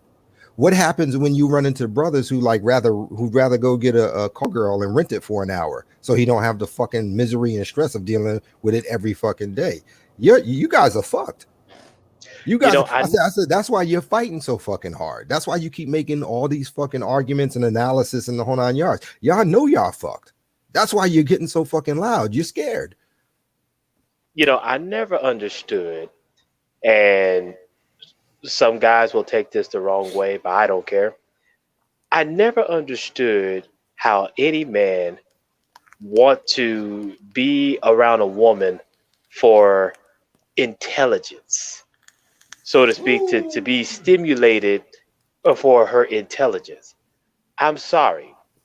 My best arguments and debates philosophically have only been with men. I can Yeah. never have a philosophical stimulation with women. You know Never why? have and never will. You know why?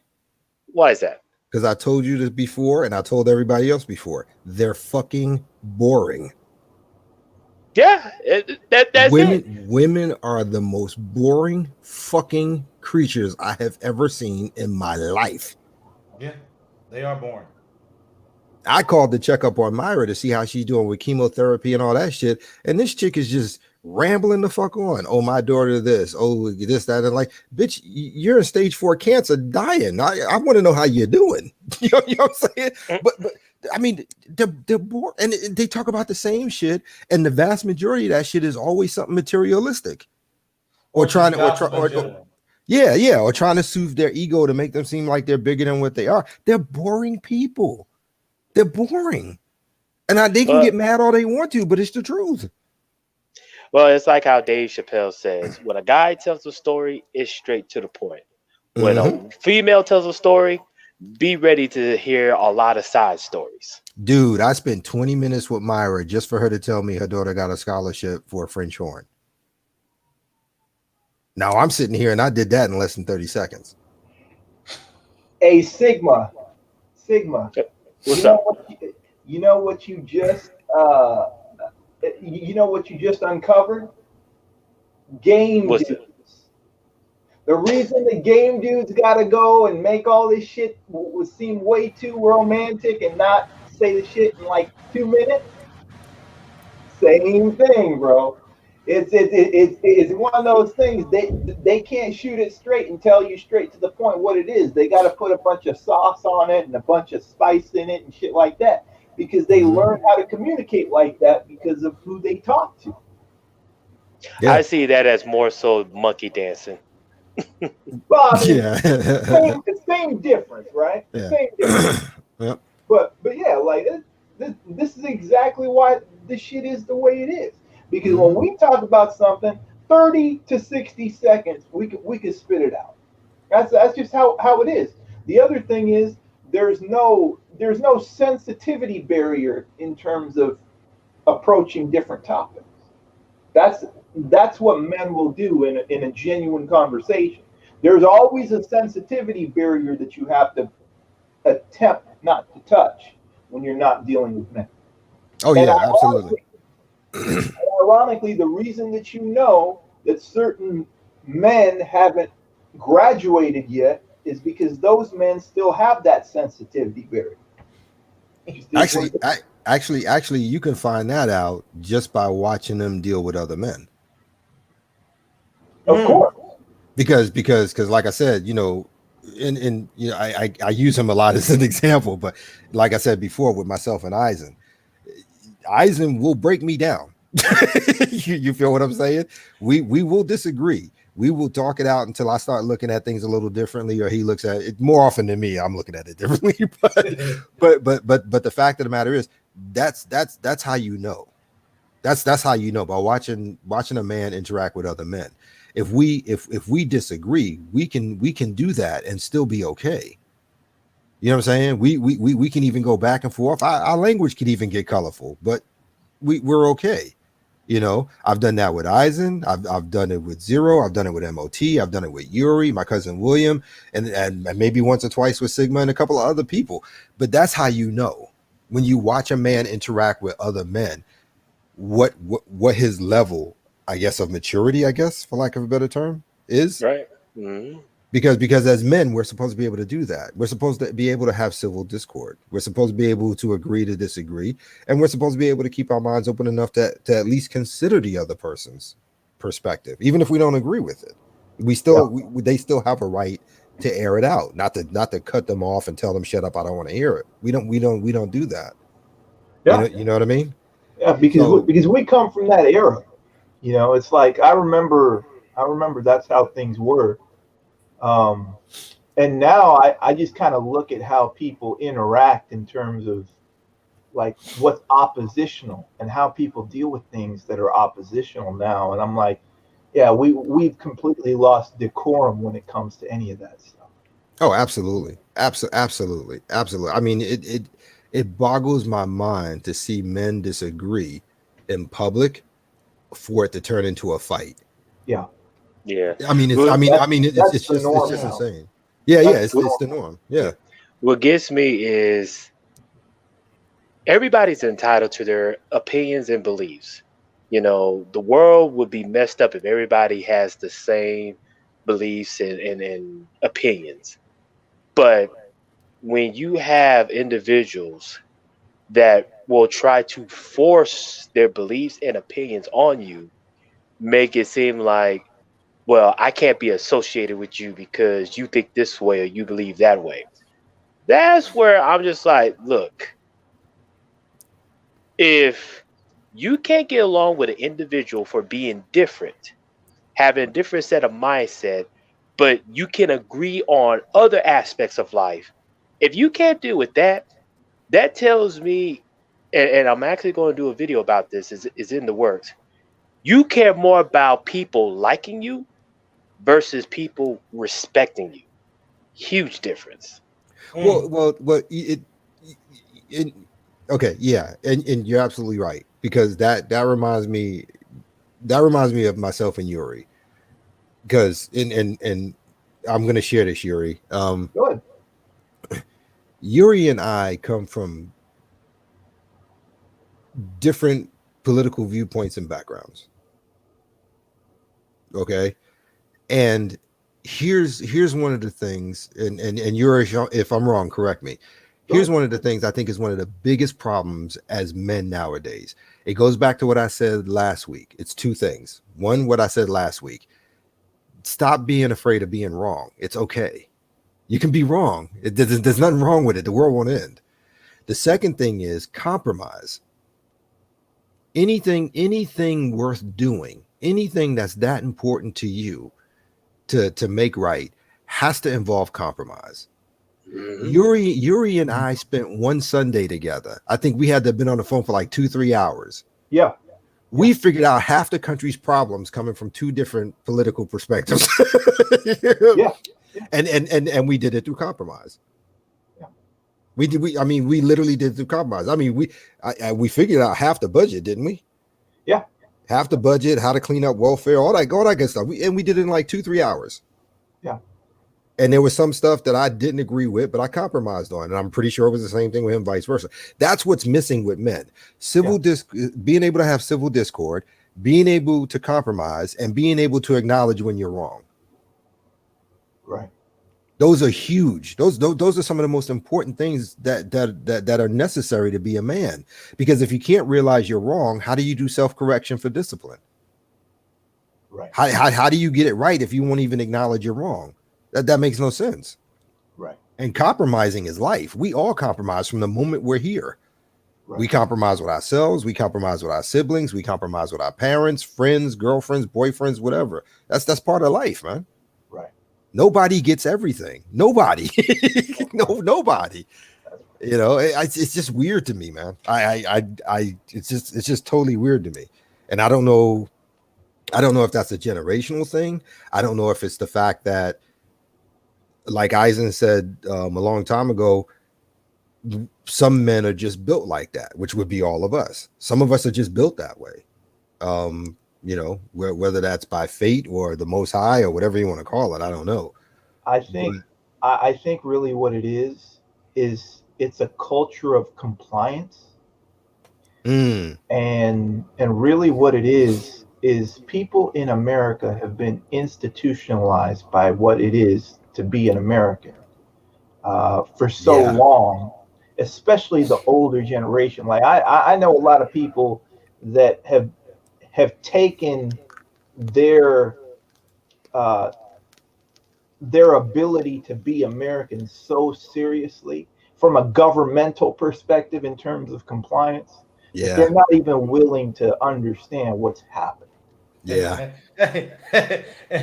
And the funny thing is, when you just said that about what it means to be an American, what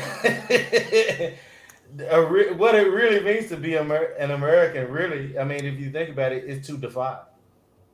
I mean, that's what the whole premise was started on, defiance. Yeah. Right. Yeah, Right. it absolutely was. It absolutely was, and that cannot be ignored. Yeah. but now the premise is to comply to everything.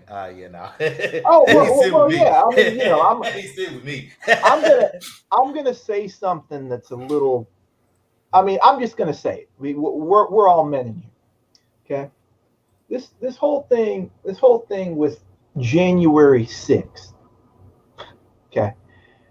Um, when January 6th happened, I was kind of non-committal on anything that happened. It's like, oh my God, can you believe what just happened? I'm like, well, you got a $2,000 stimulus that got blocked. You got a $1,200 stimulus that got blocked in October. You got you got all kind of blockages between both sides, and you've got people that just feel like the country don't care about them. Now, that's not necessarily what the media is going to talk about, because they're going to talk about stop the steal and whatever it is to actually put out a narrative. But my whole thing is, look, from a country that exports war, that doesn't give its people health care or good institutional leadership when it comes to college or anything else like that. You tell people to do everything that they're supposed to do and it don't work. And then all of a sudden they start understanding what the country was based off of, which was basically a tyrannical government from a British perspective. All of a sudden they're like, shit, these people ain't doing something. We got to go figure out what other people are going to do. You hmm can't push people so far that they start to feel that stuff doesn't work without there being blowback. yeah, yeah. That's true. That's true. That's very true. Yeah, and it's hilarious because it's like I had gotten into a debate with somebody about uh, student loan debt being forgiven and college being free, and I couldn't speak on the first part because I paid my debt off Sure. years ago. I never put myself so deep in it that I could never get out. That's just common sense to me. I worked for most of mine. But the other part about college being free, someone someone someone had got upset with me because I had changed my opinion. Because my initial opinion was no, but now my answer is I won't say it's a hard yes, but it's a yes. It's not a hard one, but it's a yes. And they had asked me what made me change my mind. I said, if they're pushing the narrative that college will give you a better opportunity or whatever it is, yada yada yada. Not that I really believe that, but if that's the narrative you're pushing, then here's my logic. I'd rather take tax money and pay 300,000 professors their salaries to teach free school Right. than to constantly pay for 2.5 million people who are constantly on welfare. That's correct. Oh, this shit ain't gonna ever happen. I was just Yeah, I explaining know why it. I know my it. brain started to change because this is no longer about ideology. This is about numbers now. Mm. Right. You feel what I'm saying? So if I gave $100,000 to every professor, and let's say the country has 300,000 professors, that's still cheaper than paying thousands of dollars per month per person for 2.5 million people. It just is. I mean, Yeah, we're just talking math now. You know yeah, what I And, mean? yeah. No, and, I agree with those numbers, but and you know, oh, go ahead. oh, go ahead, Isaac. Well, I was just gonna say, ain't no argument on the numbers. That's all. That's all true. The thing is, the American way now is somebody got to pay for these hoes. Go ahead, sis. Well, that's what I was gonna get at, because all of a sudden now you got a lot of folks that are so bent on this UBI nonsense, Mm, and so to speak, oh, the government just gonna pay for my way of living, and it's like you do realize that even with this UBI system, you're still going to have to work. It's not like they're just going to freely give you money while you just sit your behind at home. Oh no, Right. they got to generate that income somewhere. Mhm. Right. And the thing about it is they're always quick. The government's going to pay for this. Well, let's be real. I'm the government. You're taking my money. Let's keep it real. I mean, you're taking my money, and Right. realistically speaking, I would never, if I had the money myself, I would never give it to you. So knowing that, what you decided to do is you decided to get Uncle Sugar to be the bully to come in and just take my shit and give it to you. That's what we're talking about here. You know, you can sugarcoat it all you want to by calling it welfare, helping people get it, but that's not what it is. What it is that you are literally constantly increasing my taxes and everything else, and then you take my shit and give it to somebody else. You literally got Uncle Sugar coming in to be your gang leader, to take my shit and give it to you. That's all it is. You know what? since we went here, since we went here with this whole thing on government, you know, the whole interesting thing, you know, I found interesting, you know, with colored folks, you know, that are so party invested on which party is more quote unquote racist and one isn't. But now you had Trump telling people to their face he didn't like them, whoever it was. He didn't care, he didn't hold nothing back. But now they got Biden saying, y'all niggas going back to Haiti. Ain't nobody brought none of this shit up. Yeah. Like any party That's true. is less racist or whatever you want to call it than the other one. Well, the funny part is that it's as strange as we've segued into this section, it still falls in to both being ME2'd and what you talked about last week with power. Mm-hmm.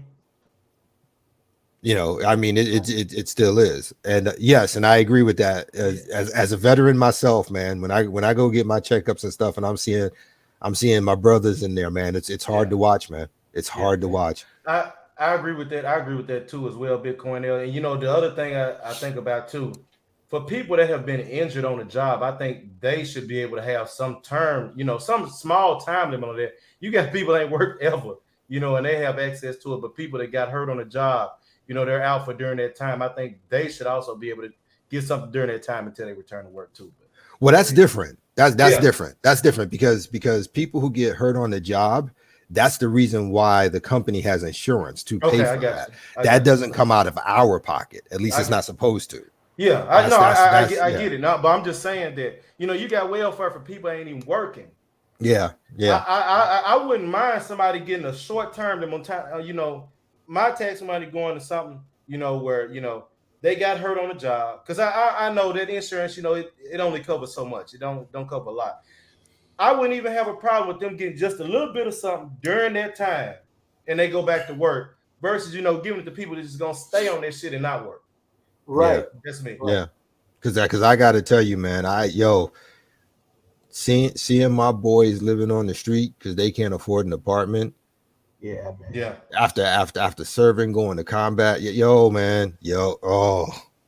that's always been one of my biggest beefs. But yeah, you got Morticia sitting over there popping out 3, 4, 5, 6 kids, for three different fathers, and she get all she want. That pisses me off, man. That pisses me off. Never worked a day in her life. As a matter of fact, we've gotten to the point now where instead of generational wealth, it's generational welfare. Because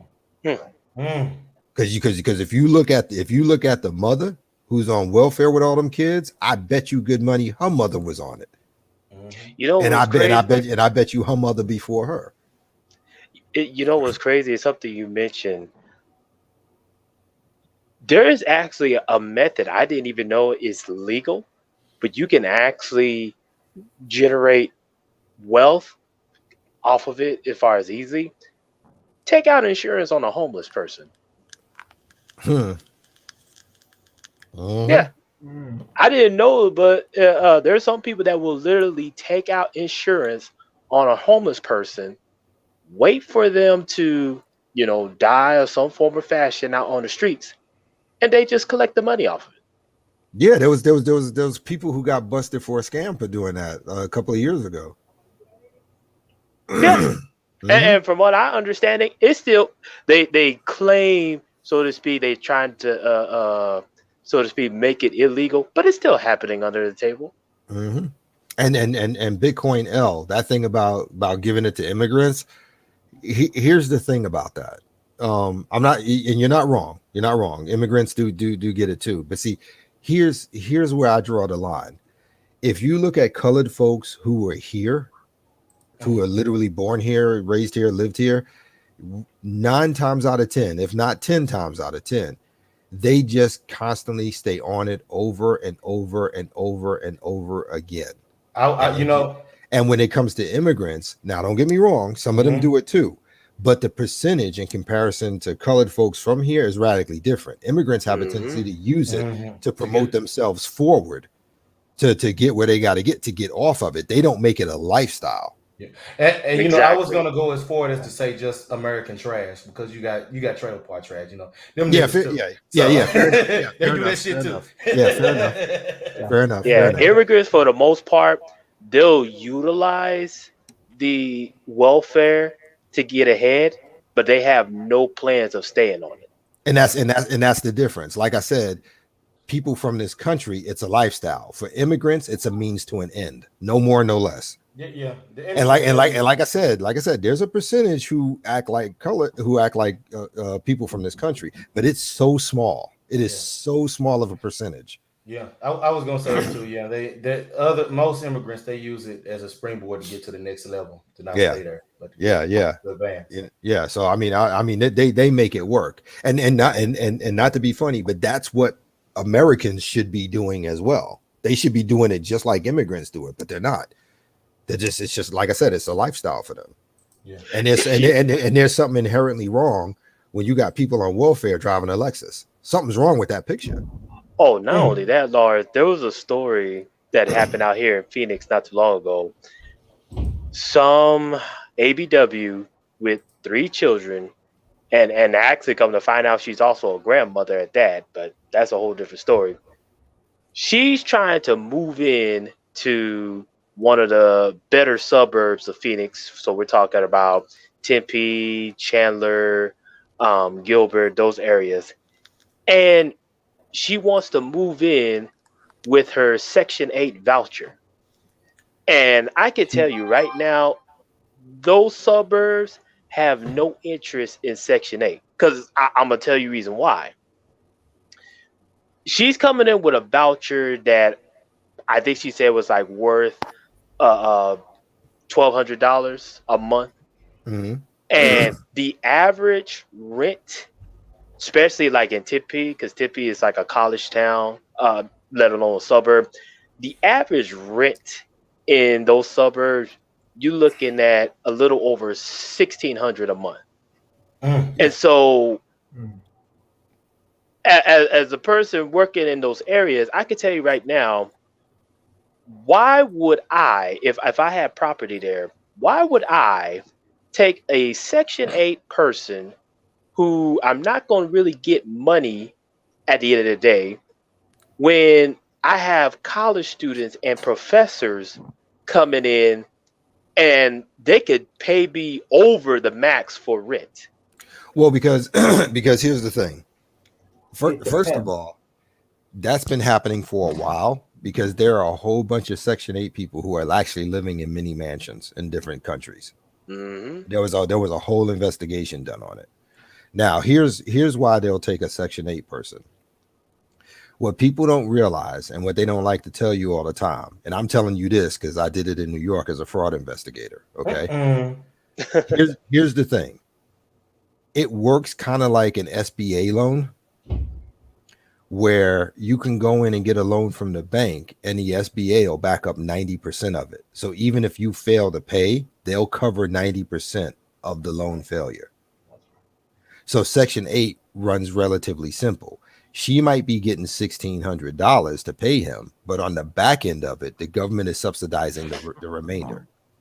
And for that, it's easy money. because college people come and go, professors come and go, or people lose their jobs. Right. Taking a Section 8 is guaranteed money from the government monthly. Even if the person's fucking up, the government's going to compensate. That's all that is. It's guaranteed with an annual escalator. That's correct. That is correct. And technically, it's long term, right? Like you have to understand that with Section 8, you're getting a lower quality renter from a typical perspective, because typically we don't like to say, oh, like, Section 8, blah blah blah. Section 8 from a real estate perspective is considered a average to low quality client.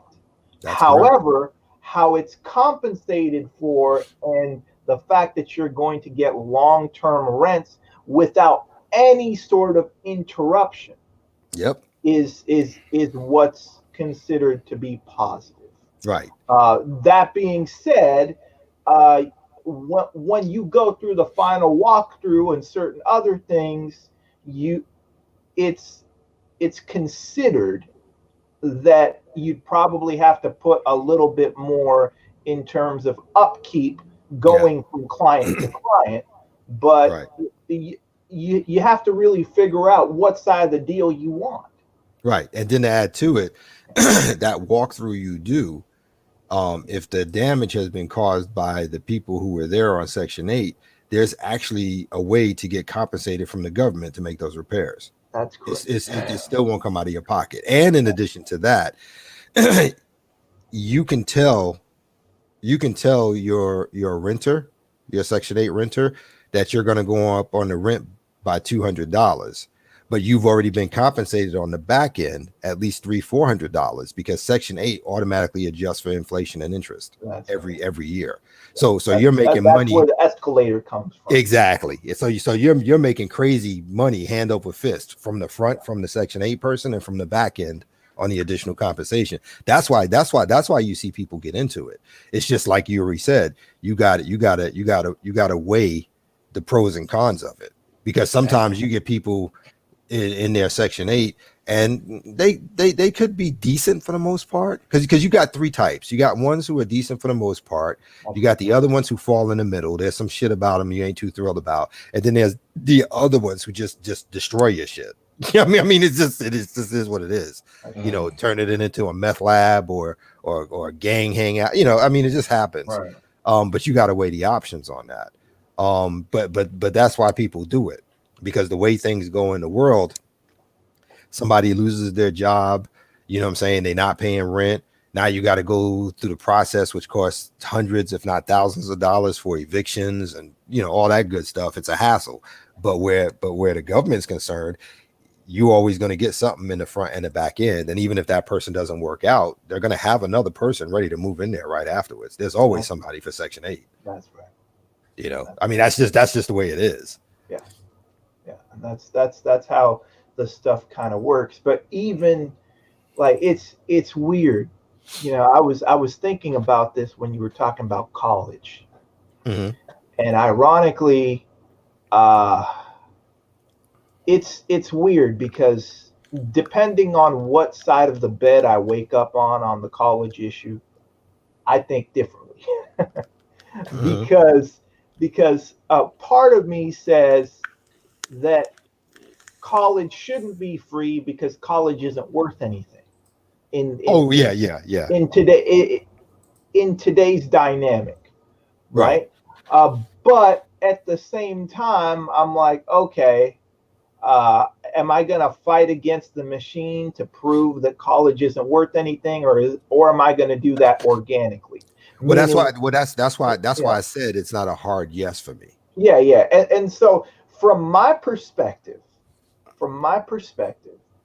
I would be much more into subsidizing housing than subsidizing college. And I had to really think about that, because when you've got all these programs that subsidize housing, and then I look around and see veterans and homeless people under a bridge.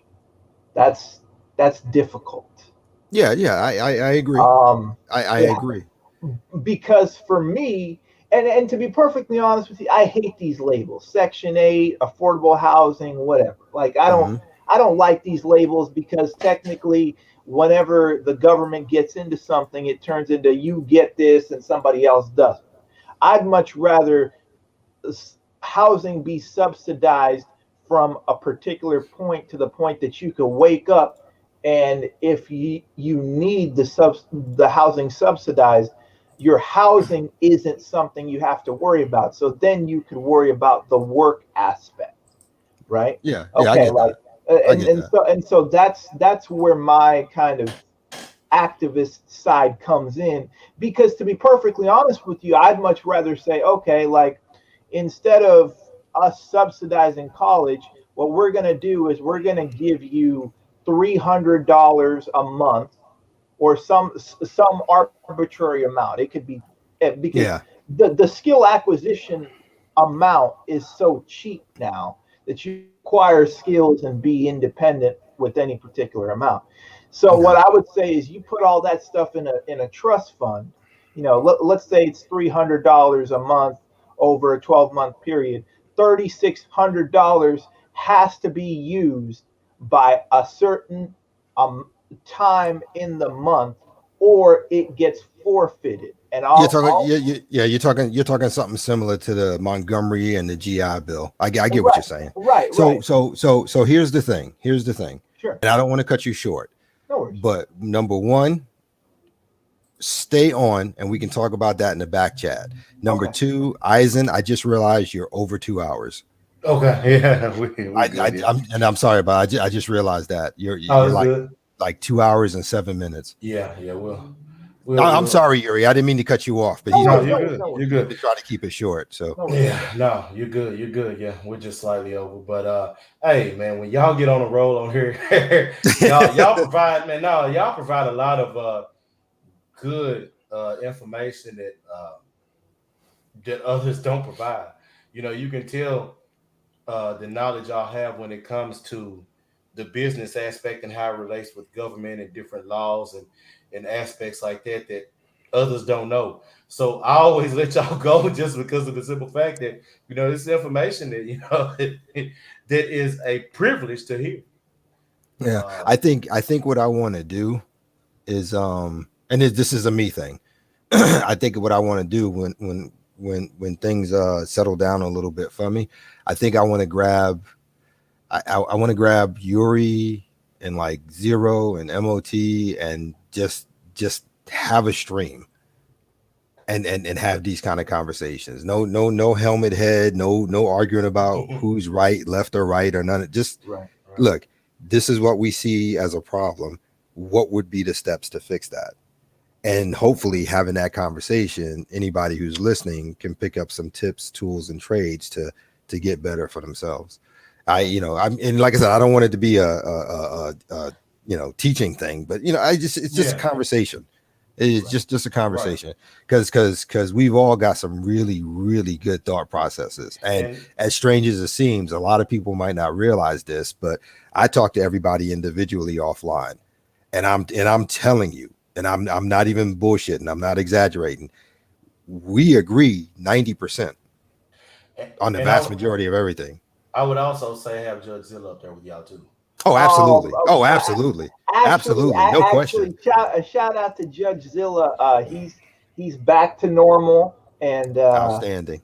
he's kind of on the mend, but love that brother to death, man. Yeah. Yeah, But I you know. think, all right, we can talk about it, Omega. But I think if I did it, I think maybe I'll do it like next month, around the holidays, like Thanksgiving, because everybody's got time off. Yeah. I'm not trying to get everybody to like do a 5-hour stream on a Wednesday when they got to go to work the next day. What I mean? Or or something around there, because you're a little more relaxed. You ain't got to run out. So, maybe somewhere around there. And like I said, it's not going to be an all the time thing. It's just something I wanted to do just for the fun of it. Sure. So comics and video games, you funny. Maybe one day, but but yeah, like I said, I'm not trying to start a channel or nothing. It's just something I just want to do. Right. It just, you know, like I said, just for the fun of it, I think it would be pretty cool. Yeah. Because we're sometimes showing up on different people's streams changes. Because I think what I would do is like maybe more than one, not a lot. Like one would be looking at the political landscape, how it's affected the country, what should be fixed, and how to go about fix it. And then maybe the next one I would do something like grab Real Deal Financial, Dollar Will, you know, people who know how to make the money to make the first thing happen. Does that make sense? Right. Gotcha. Yeah. And then the third one, you know, got to do Eisen, got to do Hulk, and then we got to talk about the spiritual aspect. because that's a lot of problems too. Because people are not in touch with their internal and spiritual development. That's why they act the way they do. Right. You know, you got to understand that not to be funny, but like Stan Lee said, with great power comes great responsibility, man. Right. You know, to end on that, I don't think enough people actually question their environment. They don't. That's a real big thing for me, because I've talked to people and I'm like, hey, like, you've been around this area for so long. Have you ever actually questioned the people that you consider to be your friends to really figure out whether they're going in a positive direction? Mm-hmm. You know, it's just, it's not something that usually happens. Yep. And then all of a sudden, if you end up hanging with people that really ain't going nowhere, you ain't gonna go nowhere either. Well, yeah, crabs in a barrel, man. Yeah. Crabs in a barrel, and that's the game plan for a lot of people. If they can't make it, then they're not going to let anybody else make it. It's crabs in a barrel. Right. You know, that's like I said, that's one of the things I will always say. This is why I'm forever thankful to Eisen for bringing me over here into this section and meeting all you guys and all that good stuff. I'll be forever grateful for him for that. Right. 100%. It's a blessing to me. You know what I'm saying? To be able to have conversations, to be able to just talk. And like I said, even if we don't agree, I'm good. Yeah. because at least I got brothers who can talk, who can challenge what I'm saying, who can show me a different perspective. You know, I mean, yeah, it's I'm not mad. I'm not mad at all. And that's why I keep telling brothers, yo, don't be afraid of being wrong. It's okay. Yeah. You know, the sun will still rise tomorrow. You know, I think the thing for me is that whenever, you know, getting to talk with a lot of them, it was a lot of guys, it was like, damn, I can actually talk to people who aren't idiots. You know? Like that. Kind of feeling, you know. And I've said it before when it with you, Eisen, and my cousin William, and even now Yuri has added on to that too. Yo, every man needs to have men around him who call him out on his bullshit. That's Right. It's necessary. That's right. It's, I mean, oh, thank you, Omega. It's necessary, man. I mean, you gotta have men around you who can do that for you. You have to. Right. You have to. You know what I'm saying? I mean, like, yo, y'all don't understand, man. I'll be talking to Eyes and I'd be like, nah, brother, you wrong. I mean, he just be all up in my face. Tell me I'm lying. No, well, I mean, you said it before. You know, people be like, wait, hold on. You let that young nigga talk to you like that? Yeah. I've had people do that. And I was like, yo, man, wisdom ain't got nothing to do with age, bro. Right. Nothing. Not a damn thing. I mean, you know, if he knows and he's got it figured out better than I do, hell yeah, I'm gonna shut the fuck up and listen. Right. Yeah, I mean, as much as people don't like this space, and sometimes I get burned out by this space. Yeah. There are a lot of good people. I mean, actually, I can't really say anything about that without talking about Soul Provider. Soul Provider's a real good brother. He kind of does things behind the scenes and stuff like that. You know, you talk to him. He's a good brother. I mean, BMT, MOT, God, Judge, Dollar Mhm. Will, Lionel. I mean, there's Yeah, hundreds of yeah. good people in here. You New. I mean, yeah, you got New, you got Bronzeberg, you got Spiritual Logic, aka yeah, Hope. yeah. I mean, yeah, man. I mean, Complex. Wacky mhm. World. Like all these brothers, we here as a team. Yep, We here yep, as a team. yep. And like I said, we're not going to agree all the time, and we're not supposed to. Yeah. We're Oh, not and shout supposed out to to. Morning Blue too, if he's Oh in here. yeah, Morning Blue. Yeah, Yeah, yeah, yeah, I gotta forget Morning Blue. yeah. Morning Blue don't show up here. I gotta talk to him about that. Be like, bro. But yeah, but like I said, I mean, like we're I mean, it's good, man. I mean, it's good, and we need each other. Yeah. And for those who don't know, same thing with Real Deal Financial and Dollar Yeah. Will. Good brothers, 100%. good brothers, real good brothers, and just like all of us, they putting in the work, Right. putting in the And work. yes, Bitcoin, that is right. And I would say, damn near all. Are you calling me an old nigga? Are you calling me an old nigga? Yeah. Not saying, hey, wait, not saying that you're wrong, but I'm just. They can't take the truth coming from someone younger. They really can't. Which is why I only care to even talk to Lawrence and the Gone. They're the only two old ones I even listen to or even try to talk to. Well, I mean, for me, I look at it. I look at it the same way I train my daughters. If you disagree with me, that's one thing. Now defend your position. That's all I'm asking for. That's right. That's all I'm asking for. And if I'm wrong, I'm wrong. I got no problem with it. Like I said, I've never been afraid of that, ever, ever. And like I said, Eisen keeps me on point. William keeps me on point. Yuri keeps me on point. I mean, I've said things to Yuri, and Yuri's like, yeah, well, I would consider this. Let me put it to you this. We've done that too. Yeah. I mean, that's why I love being here. That's what I love about being here. That's what I love about you guys. It's a good thing. It's not a bad thing. It's not a bad thing. And when I've been proven wrong, guess what? I'm still back here the following week. Am I not? Yeah. Being wrong doesn't break me. It doesn't. And that's what I want a lot of brothers to understand. It's okay to be wrong, man. You ain't got to argue it to death, beat the horse to death, whatever, man. It's okay to be wrong. And you should be sometimes. It's how you learn. Yeah. Losses are how you learn. You don't learn shit from winning except out of Exactly. Exactly. And I've definitely lost more in my life than I've gained. But the thing about it is that I'm happy. It's just like I was telling you when I was talking to Sabrina, she's like, well, you need love. I'd rather have loyalty. I can get that from men. I mean, have respect over loyalty. Well, that's what I said to her when she said the thing about sex. Well, don't you need sex? I'd rather have respect. I mean, I'm 54 years old. I can actually sit here and say close to half of that was being celibate. I'm okay without pussy. Yeah, it doesn't mean it's not a currency in my kingdom.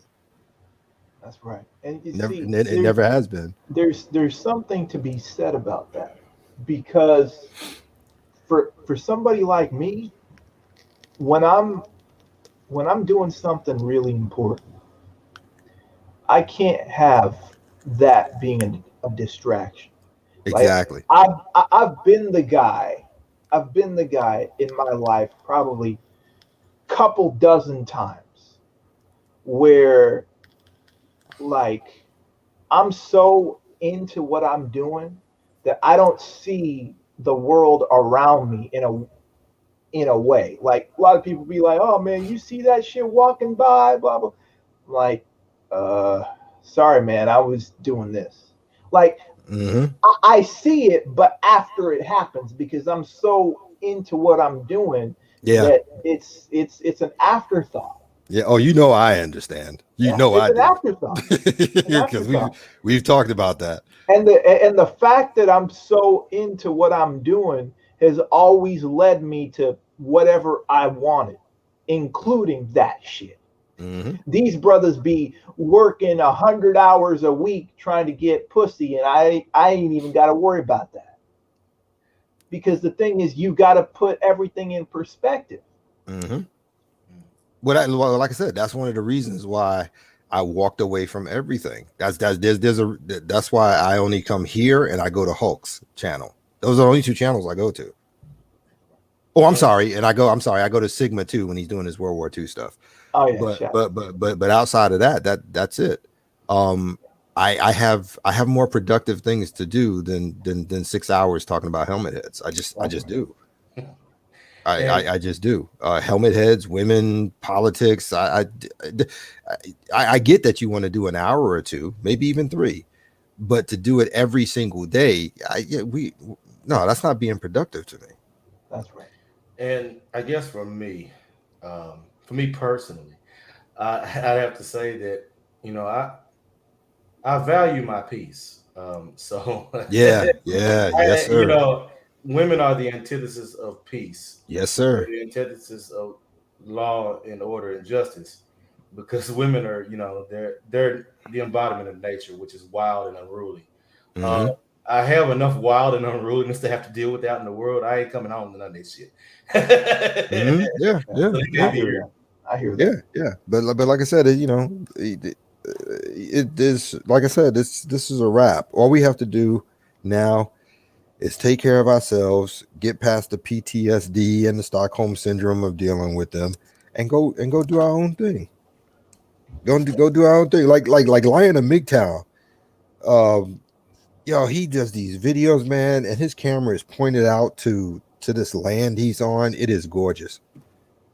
It is gorgeous. It is so peaceful, and all it does is remind me of where I'm going.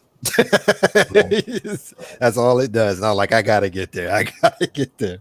You know, whenever he talks, I feel like he's like some kind of broadcaster or some kind of like He's got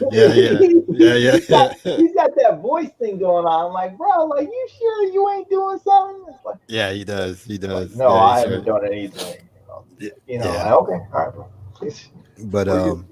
But like I said, same as always, man. Just be safe out there, man. And like I said, considering how false accusations, Me Too, and everything else under the sun, man, it's just not where. I mean, it was one thing when it was divorce laws, child support laws.